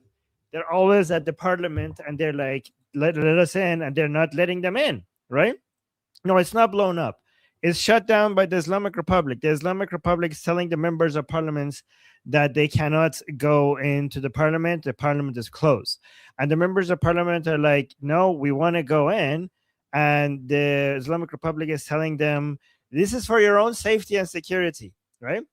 So that's the fake reason. What is the actual reason that the parliament is closed? Who knows? Who knows in the chat? What's the actual reason? Anybody know? Anybody? Okay. The actual reason why the parliament is closed is because half of the parliament is these Durka Paidari, Jihadi, MOU, bad negotiation, bad people. And Ghalibaf has shut down the parliament so that these people don't have a platform for them to keep attacking Ghalibaf for basically doing negotiations and stuff like that, right? And these people think there's a coup happening. These people think that the fact that the parliament is closed proves that Ghalibaf is doing a coup against the regime. No, not the Security Council, guys. The Security Council and the is different from the parliament. So, okay, if you go over here, you're talking about the Security Council up here. I'm talking about the parliament. The Security Council has like, I don't know, 8 people in there. Is it 8? I think it's 8. Yeah. The parliament has like around 300 people in there, right? So what are we looking at here is Rasai, one of the most aggressive people within the parliament. The guy that wrote the letter made the post about the Quranic verse saying that, yeah, Noah's son wasn't actually his son because he was a bad son. And a lot of people saw that as an attack on the supreme leader. And he was later on came like, no, that was not an attack on the supreme leader, that guy, right? So what you're looking at is that some members of parliament are trying to have their parliament meeting on Zoom or whatever software that they use over there. Okay, so they're trying to get them that the parliament is closed. They're trying to have their meetings online instead. Okay, and guys, it's actually funny because so many of the parliament people who are trying to have their meetings online, given that they shut down the parliament, they complain about how bad the internet is. So there has been people. So yeah, so this is an attempt to have a meeting with other of the members of parliament online in this tiny laptop. I don't know if the laptop is this tiny or is he just a very big person, but he's like trying to have a parliament meeting on his laptop, and it's fantastic. Okay, it's fantastic. So let me just play that for you guys and see what's happening here. Okay. عرض ادب خدمت شما همکاران محترم و همچنین اعضای محترم هیئت رئیسه و همه کسانی که صدای من میشنون. So he's saying his salutations and respect to all the members of the parliament who are here in the meeting. آقای نیکزاد واقعا من توقع داشتم دیگه امروز ما جلسه علنی داشته باشیم در صحن بعد از عبور حدوداً 4 ماه از تعطیلی مجلس. He's telling the head of the meeting, and like, I'm so disappointed because after 4 months of closing the parliament, I thought at least today we will be able to have our meeting inside the parliament. اینکه شما امروز هم جلسه علنی نگرفتید، تازه دستور جلسه را مرتبط با اصلی ترین مسئله روز که مسئله تفاهم نامه است. Like, I'm so disappointed that you canceled the parliament even today, given that today's topic of our meeting was the most important topic, which is the MOU. The MOU. در حالی که پیامی که رهبر معظم انقلاب دادن حکایت از این میکرد که خب ایشون گفتن علل اصول من نظر. Oh, alal usul, guys, alal usul again. He said even after we got the message from our supreme leader regarding the MOU, who he said alal usul, even after alal usul, you didn't open the parliament. Even after alal usul, you are not opening the parliament. Like, what the hell? The supreme leader said alal usul, so that should have made you open the parliament. دیگری داشتم و در طول این مدت الان دیدم شما میفرمایید که دیروز سران سه قوه جلسه گرفتن به اونا تذکر دادن که چرا جلسه گرفتید. آقای نیکزاد کی تذکر داده؟ Oh, he's saying like now we're hearing news that the head of the 3 branches had a meeting and somebody warned them that why did you have a meeting? Like, and he said like, tell me who warned them? who the hell is warning people? Like, who is in charge? Basically, he's saying, like, if we're told we can't have the parliament and the head of the 3 branches cannot have meetings and they're getting warnings, can you tell us who's doing all of these warnings? Like, he's trying to, like, who's in charge? Like, he's like, I don't know who's in charge within the Islamic Republic. Can somebody tell us who's in charge here? کی تو کشور میتونه به رئیس مجلس، رئیس قوه قضاییه و رئیس جمهور تذکر بده؟ Like, who is that in this country that has the authority to give a warning to the head of the parliament, to the head of the executive branch, and the head of the judicial branch, has the authority to go and warn all of these people? Like, who has that authority? این حرف یعنی چی؟ What does that even mean? ولی تذکر داده؟ اگه منظورتون اینه حتما. Like, are you saying the supreme leader gave the warning? یعنی نیست. چون رهبری این کار نمیکنه. Like, if you're telling us that the supreme leader has given the warning, I'm sure that's not true. Because the supreme leader would never do such a thing. سوال میکنم کسانی که به ما در طول این مدت تذکر میدادن که شما خوارجین، شما عهدچکنین، شما وحدتچکنین. Oh, guys, he's saying, like, I want to ask the people who kept on warning us that you are deal breakers, you're promise breakers, you're khawarij, like infidels, or like the enemy, the people who were telling us that. شما وحدتچکنین، شما ارزم به حضورتون که تندرو هستید، شما برخلاف رهبری ضد ولایت. The people who kept on telling us that we are radicals, like they tell us that we are the radicals, that we are going against the supreme leader. So and the supreme leader is okay with the MOU. Why are you criticizing the MOU when the supreme leader is okay with the MOU? So basically, guys, he's saying we told you that the MOU is bad. You told us that the supreme leader is okay with the MOU, and now we now know that he wasn't okay with the MOU. Like, is the person that is telling us, we're warning us that we're going against the supreme leader, is that the same person now that is warning the head of the 3 branches?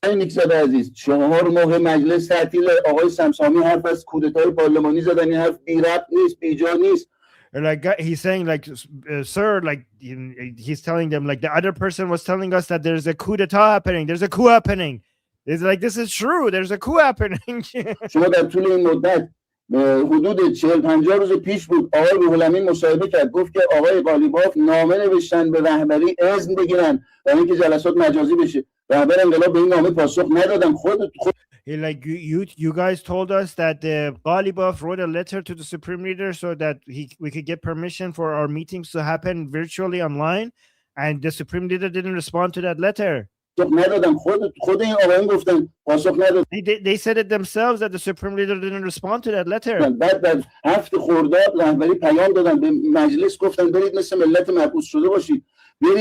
And then he said, and then the supreme leader actually gave a message and told everybody to go and be like the people being present.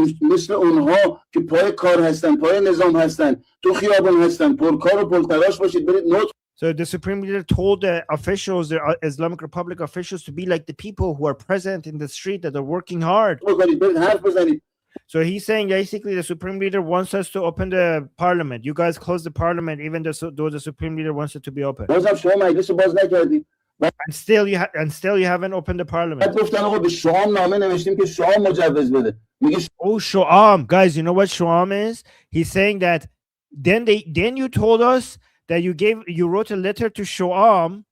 Shoam is the Shorai Ali Amniyat Milli, which is the Supreme Security Council. So then he said, then you told us that you wrote a letter to the Supreme Security Council so that maybe they could give us permission to open the parliament.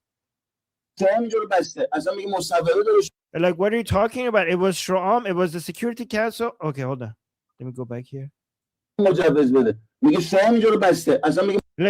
what are you talking about? Was it the Security Council that closed the parliament? Like, does the Supreme Leader does the Supreme Security Council has the authority to close the parliament for us to? He's saying, like, why the hell would we ask permission from the Supreme Security Council to open the parliament, given that they have no authority to close the parliament? Like, he's basically saying, who's closing the parliament? We don't even know who to ask to open the parliament because we don't know who has closed it. Like, they don't have the authority to close us. Why are we asking them to permission to open it? He's saying, does the Security Council have the authority to shut me up, to censor me as a member of the parliament? So he's saying, like, the Security Council doesn't have the authority to shut the mouths of 285 members of parliament. Like, who has the power to close the parliament? And he's banging on the table. Like, in the entire history of Iran, this has happened only 5 times, and all of them happened before the Islamic Republic. It's like, this is unprecedented, basically. Within the history of the Islamic Republic, this is the first time that they have closed the parliament. Like, you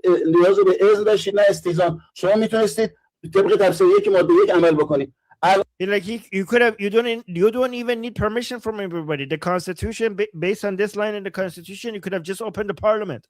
Guys,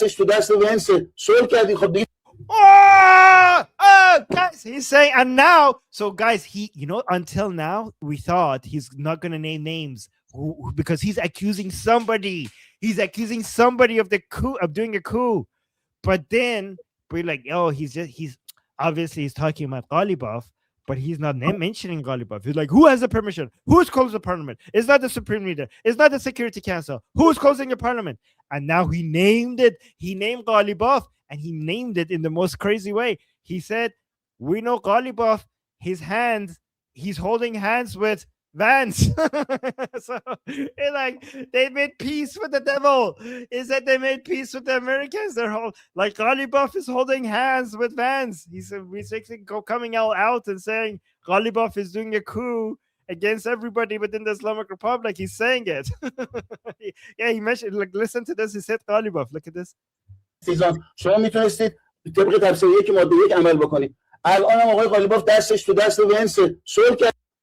Sorry, like, right now, Ghalibaf is holding he's saying right now as we speak, Ghalibaf's hands is in the hands of Vance. Basically, like romance or something. They're holding hands together and they're doing peace with each other. Like, now that Ghalibaf is holding hands with JD Vance, then what else do you need to open the parliament? شنبه آینده همونطور که دوستان گفتن ما میایم اونجا، یا در مجلس بازه، میریم تو مجلس، جلسه برگزار میشه، یا جلو مجلس جلسه میگیریم، مردم هم همونجا میشه. Oh my God, guys, he's coming up with an ultimatum. He's saying, like, you know what, this Monday we're going to come to the parliament. We're going to come to the parliament. Either you open the door. Guys, he's actually saying we're going to do this. The meme has become real. So, guys, I was using this as a meme, but he's actually literally saying that. He's saying, I don't care if you open the parliament or not. On Monday, we're gonna come in front of the door of your parliament. Either you open the parliament, okay, or what else is gonna do if they don't open it? He's saying it. I said, either the door is open and we're gonna come into the parliament, or oh my God. He said, and if you don't open the parliament, we're going to just hold our parliament meeting at the door outside so that people could come and watch us do the parliament meeting in front of the door.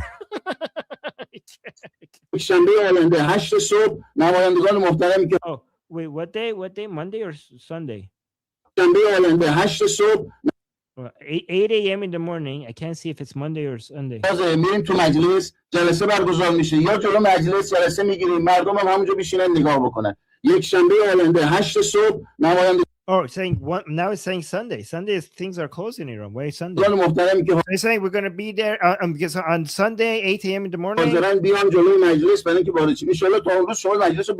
Okay, come, just let's get prepared. So maybe he's getting ready for Monday. He wants to start on Sunday. He's like, everybody who wants to open the parliament, members of parliament, come in front of the parliament so that we could get ready to open the parliament. So, and he's saying, so at the end, he said, I hope by then you have opened the parliament. So anyways, that was too fun not to show. What do you guys think? Was that educational? Like, guys, this video by itself, this 2.5 minute video by itself made you, I think, helped you really understand the internal like infighting between different segments of the regime, right? This was fun and educational at the same time. I think by just watching this now, you have a much better understanding of the internal drama of the Islamic Republic. Okay, that's good. Okay, so let's now go to your okay, like Pierre saying, thanks for sharing Durka drama. Yeah, that's what we should call it, Durka drama. Okay. So let me go to Q&A sections. So thank you guys for all the super chat and all the support. Let's go through them. And then Amir always supporting us. Thank you so much, Amir, saying, my congratulations to the UK. One betrayer has been removed, but you cannot let your guard down. Don't blindly trust the process ahead. Yes, congratulations. Yeah, it's not over, guys. There's like whoever they replace him with is going to be just as bad, but good. But that's good. Good direction. There may be many more steps until the glory of UK will be revealed. Yes, fight for your country, guys. All patriots globally unite. Don't give up. Keep fighting. And thank you, Amir, for that reminder and the super chat. And then we have Fleshy Interloper saying, hey there, hoedown. Yes, exactly. That's what's happening, Fleshy. Thank you so much for the super chat. And then we have another super chat from Wyatt. Thank you so much, Wyatt, for the super chat saying, Mushtaba is not dead. He just smells bad. Guys, the one evidence that we might have that suggests that maybe Mushtaba is alive is the signature. What do I have the signature? Oh, I should have had. Oh, let me see if I could quickly show you the new signature of Mushtaba. Again, I'm not saying he's alive, but this signature, this new signature by Mushtaba kind of suggests that he might be. Just increases the chances just a little bit, not 100% sure. But let me just give me a second, okay? I know most of you, like many people here, think he's dead, but I want to get your opinions. Oh, I found it. Found it. Thank you. Okay, yeah. So let me bring up the signature. Mushtaba's new signature. So look at this. This was Mushtaba's old signature. And recently they released a statement by him with this signature. What the hell is that? Okay. That's the ugliest signature I've ever seen in my whole life. And to me, this might suggest that he's alive and very injured. Because if he's dead, then if they wanted to sign a letter for him, this is what I'm thinking. Okay, so this is his old signature on the right. This is the new signature that they put out, right? So I don't know, maybe he's right-handed and he's signing with his left hand. Maybe his hands is shaking. Maybe I don't know what. But if he was dead, whoever was signing on his behalf would probably practice the signature like a 200 times and then try to do the best impersonation of the real signature. So given how crappy the signature looks like, maybe he's actually alive and his hands are shaking or something like that. I don't know, but I'm not sure actually. I can't be confirmed this 100%, but yeah, that's just increases. I think it increases the chances of him being alive and injured just by a little bit. Okay, but yeah, he smells bad. Okay, thank you, Wyatt, for the super chat. It can't be auto stab. If it's auto, it would actually look pretty good if it was auto pen. Auto pen actually signs better than you can, right? Atki, thank you so much for the super chat saying, what if Mushtaba is actually an auto pen whose software was hacked by the Jews? Okay, yeah, okay, why not? You know what? I will watch that movie. I could tell you that. And then we got Noah just became a member. Thank you so much, Noah, the Persian American. Thank you for being a member. Welcome to the group. And then Fickle Nut with a super chat saying, Armin, love it when you say, oh no. Really? You like that? Okay. Pezeshkian is in big trouble. I'm in danger. Oh yeah, he is. He is. Thank you, Fickle Nut. Thank you for the super chat. Texas Tucker Jeff. Thank you so much. Love that you. Oh my God! Look at that! Look at that profile pic, guys. Look at the profile. Alex, you look good. Jeff, you look good. That's fantastic. It's for Pride Month. It's the Yes. Durka celebrating Pride Month. Yes. Thank you, Jeff. Always updating your profile picture. That's good. You know what? Actually, I look good there, I must say. That looks pretty good. I might have to, I don't know.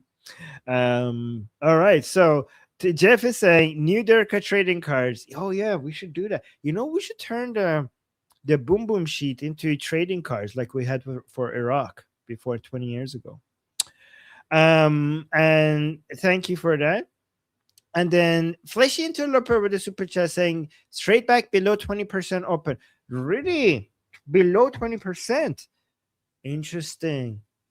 Okay. Why do you find Fleshy? It might not be because they closed it. It might be because most of what they needed to get out got out already, and now they're dealing with the. What do you think? Come to our discussion group and let me know what the reason for that is. Right. We also need to pay attention to CENTCOM updates on that. And thank you for always keeping us updated on that, Fleshy. That's really helpful. Then we got another super chat saying Armin is your. So this is the username. I'm in the username. Armin is your imam. Armin is your imam now. Okay. Wow, guys, I'm in people's username. Guys, I made it. Look at this. Look at this. I'm famous. People are making their usernames. They're putting me in their usernames. Armin is your imam now. Okay. Look at me. I'm your imam now. Okay. Wow. Saying boom booms need to restart. Yes. I mean, oh my God. Yeah. I hopefully soon. Guys, if after the midterms we go to full-on kinetic operations, then all of this wait has been worth it. I know that midterms are so far away. I mean, like, Armin, that's too far away. But honestly, if we get boom booms after the midterms, I'm gonna be like, you know what? I'm okay. If it doesn't happen, then I'm gonna be very disappointed. But if it does if we go back to full-on boom booms after, I know it's a long time, but if we have to wait for that to happen, then I'm gonna be like, you know what, better late than never, right? We want Cutlass, guys. We haven't had Cutlass for a long time. Long time. Too long. And then Fleshy Interloper, thank you so much for the super chat again, saying let the USN do its jobs and open the strait. What is USN? What is USN? US Navy. I got it before checking, guys. You saw it. I got it before checking because strait, obviously, US Navy. It's okay. US Navy. Okay, let the US Navy do its job and open the strait. Yep, 100% agree. I mean, the blockade, if the strait is closed, put the blockade back on because they're desperate for cash. They're extremely desperate for cash. And Noah again with another super chat. Thank you so much. The Persian American saying, Goldie, I'm sorry you are still demonetized. I hope you are able to get it fixed soon. I hope this doesn't hurt you too badly financially. Guys, Goldie always has a strong comeback. Every time they try to take her down, she comes back 10 times stronger. Every time. Right, Goldie? Absolutely. Yes. But no, it's nice. It's nice that people are supporting me and appreciate. And so for everyone watching, if you're confused, that's on a super chat on my YouTube account because I'm demonetized. But thank you everyone for the support. And we'll get it sorted out and hopefully we'll come back stronger than ever. So yeah. Yes. But until then, I'll be here and I'll still be continuing live streaming and continuing sharing information. Yeah. Yes. And Goldie, as always, if there's anything that we could do, share with us. We're always here for you. Whatever you need.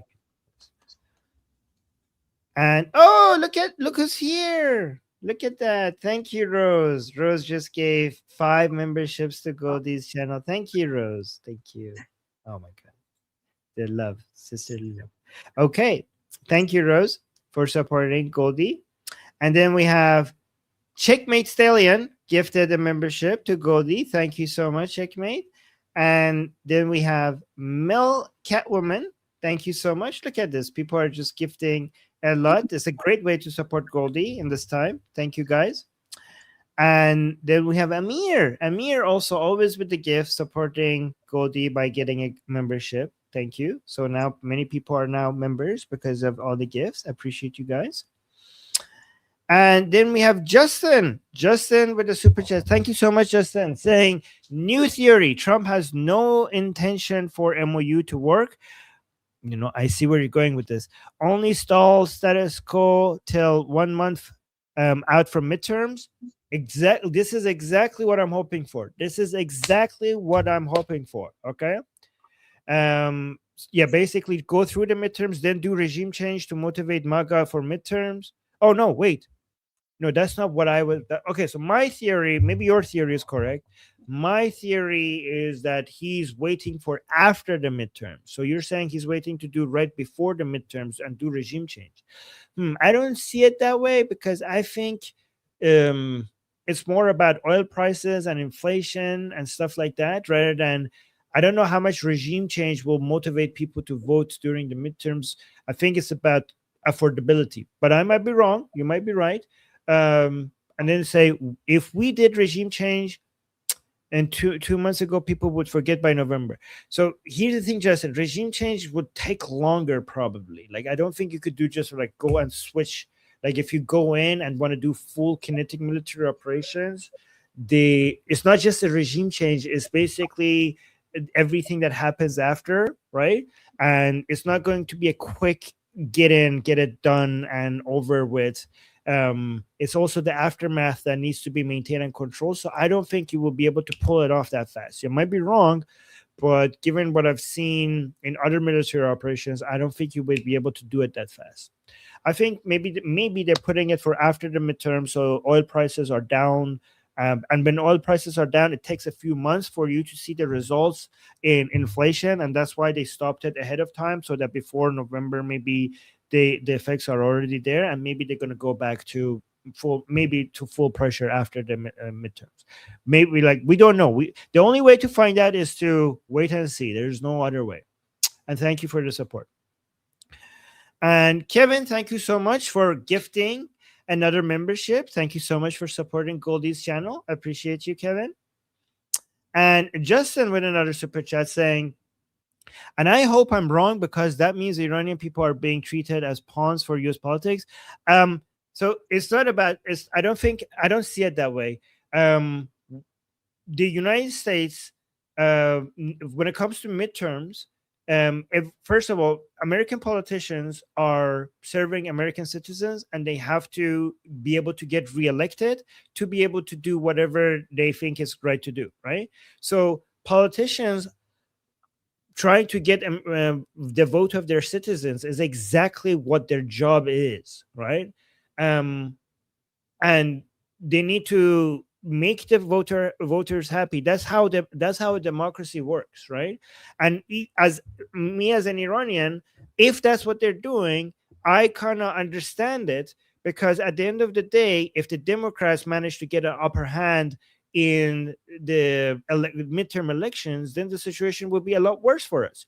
At least with the Republicans, we have some mutually aligned interests. Again, mutually aligned interests never means that we are 100% aligned.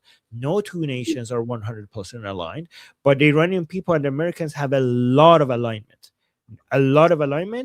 especially with the Republicans, right? So me as an Iranian, if there's any plans to try to keep the Democrats out of power, I kind of understand that. If that is the plan, I understand that, because even if we wanted President Trump to do more, at the end of the day, if the Democrats are in charge, we wouldn't get even that, right? But we'll see what happens after the midterms. And thank you, Justin, for being so concerned for the Iranian people. We will never forget you guys. You guys, especially on Iran Revolution Live in our community, you guys stood by our side. So whatever happens in places that we don't have control over, you guys, everybody here, you stood by our side, and we will never, ever forget that. Love you guys. Thank you. And then we have Fleshy Interloper. Thank you so much for the super chat, saying this is not winning the midterms. Yeah, I mean the midterms predictions doesn't look really good, but in US politics, last minute things happens. You never know until it actually comes, right? So I don't know what the strategy is, but whatever the strategy is, I hope it works. I hope we could maybe keep Democrats, allies of the Islamic Republic, basically, as much as it needs to, keep them away from power. That would be good for all of us, right? And thank you, Felicia Interloper, for the super chat. Ida with the super chat saying hello and love to all. Hello, Ida. Thank you for the heart and the hugs. Always appreciate that. And Sketch, thank you for always supporting us, saying deal will hurt. Fattened Vance and help President Rubio. Oh, okay. So your deal will hurt Vance and help Rubio. So yeah, maybe you're right. We'll see. Well, if that happens, Sketch, we will remember that you made that prediction, and we will all come back and say Sketch was right. So, guys, everybody write that down. And if that happens, and if that was the result of everything that is happening, then we have to all come back and give credit to Sketch for making that prediction. And then Checkmate Stallion, thank you so much for being a member for 4 months, saying, I saw a disgusting video on Instagram last night where an Iranian lawyer almost got arrested in the stadium just for the lion and sun flag and standing up to FIFA's BS. Wow, that is infuriating. Good thing he's he or she a lawyer. Wait, did you say? I don't know if okay, yeah. Good thing he or she is a lawyer. That means that, I mean, FIFA they went after the wrong person. Okay. I don't know. Yeah, I think she's gonna be able to defend herself very well. Okay, I think they should have went after someone else. Okay. If that person is a lawyer, I think FIFA is gonna hear about this for a while now. Okay. And thank you for sharing that with us. I didn't know that. Thank you for sharing that information. Ida, thank you so much for supporting us. Always very kind, very supportive. Saying we're looking at a what? At a diaper on somebody's head. Talking about Rasai, okay. Which I think in this case the diaper has more IQ than that somebody. Yep. White turbans do look like diapers. I give you that. And then William with a super chat saying, please don't forget the Rumble Rants. Oh, Rumble Rants. Goldie, do we have Rumble Rants? I responded to the Rumble Rants already in the Rumble live stream chat. But thank you. Thank you, William, for the reminder. Appreciate that. Thank you, William. Thank you. And then Texas Troop, thank you so much for the super chat saying, I did better forgeries of my mom's handwriting when I was 12. Hey, shh! Texas, shh! You're going to get into trouble. But yeah, that's why I think he might be alive, because it's not that hard to actually copy a signature and practice like it can't be forgery because it sucks.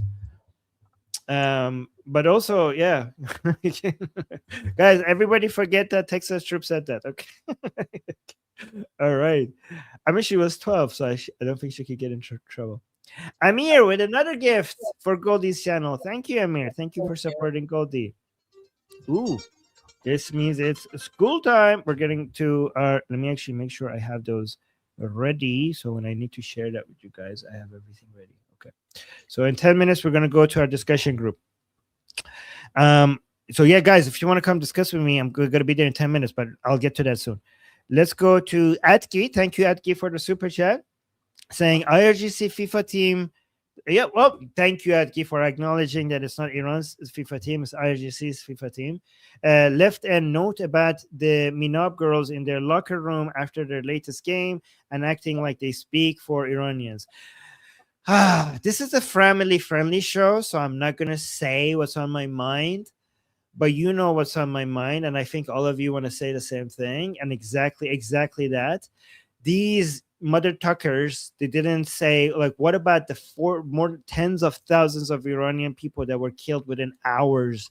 Not these. Oh my God, this is so infuriating. This is so infuriating. These people are traitors to their own country. I don't even consider them to be Iranian, let alone their team not being Iranian, they're not Iranian. Tens of thousands of their fellow citizens were killed by the regime that they're supporting right now, and they pretend to care about Iranians because of what, didn't and note about me now. Screw these people. Screw every single one of them. Yeah. And then Nail Bunny, thank you so much, Nail Bunny, supporting Goldie, buying a gift for Goldie's channel. Thank Nail you. Bunny, always very kind, always very supportive. Roman Viking with a super chat saying, how to beat their red, black, green, brown alliance. Oh, okay. So I do believe, here's one thing I didn't tell you, okay? The second part is important, but when I say the second part, I'm not trying to underestimate how the first part is, because I'm all about the first part. Everything I do is the first part. The first part is you try to reach out to the people in the middle, especially young people, and you reach to them and you try to come up with the exact messages to change their opinions. Okay. So I'm saying the first part because I'm trying to tell you that I'm not dismissing how important this is when I tell you the second part. Okay. We have to get better at the information and the psychological warfare. We can't just complain about these people. We have to reach out to them and change their opinion. That being said, the second part is very important, and that's not the part that I'm involved with. I'm involved in the first part, but the second part is so important and it should not be ignored. The second part might be even more important. The second part is that once that fails, you destroy them in the battlefield. You crush them. You eliminate them, right? Israel has shown all of us that when it comes to changing people's opinions and the narrative war and the psychology war, you could only go so far. After that, it's not about changing people's opinions anymore. It's about facing them in the battlefield and crushing them in such a humiliating way for it to be a lesson to anyone else that wants to challenge us. Armin, just a quick thing. Tusi's going live in about 5 minutes to speak about the terrorist attack in Montreal. So I do want to catch that. I know many people want to watch that as well. So sorry, yeah, so we only have 4 minutes left. I only have 3 more left anyways, yeah. Yeah. Okay. So, William, thank you so much for being a member for 1 month, saying my apologies. I didn't see the responses. No, it's okay. You were helping us out, trying to inform us about their, that's very helpful. Don't apologize. You're so helpful, William. I'm always so supportive. Thank you, William.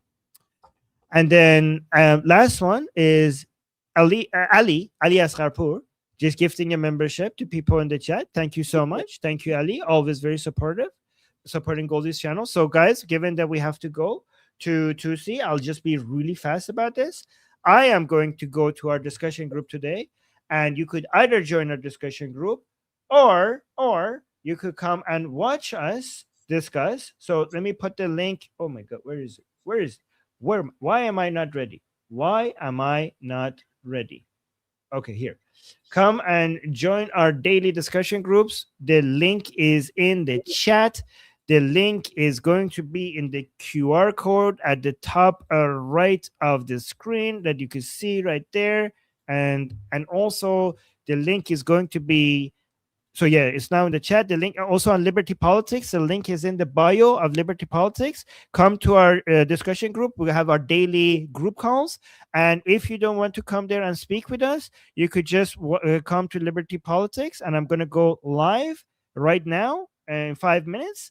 And you could just watch our discussion over there. So hopefully I'll see some of you guys over there. And yeah, that was it. So yeah, Goldie, that was us.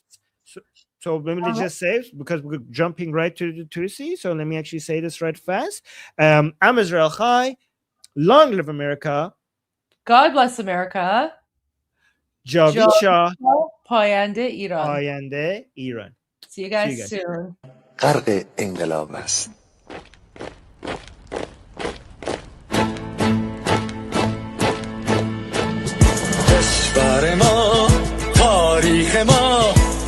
کسی دگر فرا گرفته، گویی اهورا مستا دوباره در نور خود مرا گرفته.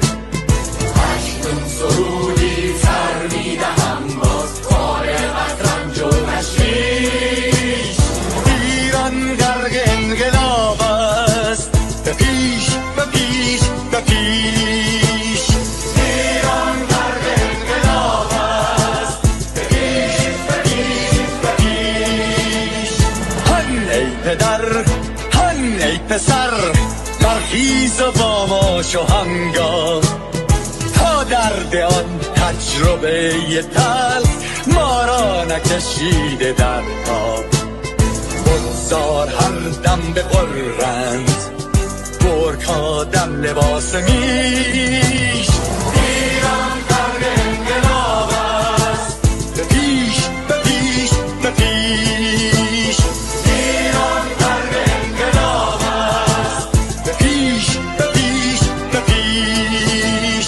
ای کارگر ای برزگر، راحت کنون ادامه دارد در این زمان که پرتو یزدان از هر سو بر تو میبارد. پس پیش به سوی آزادی، از بحر خزر تا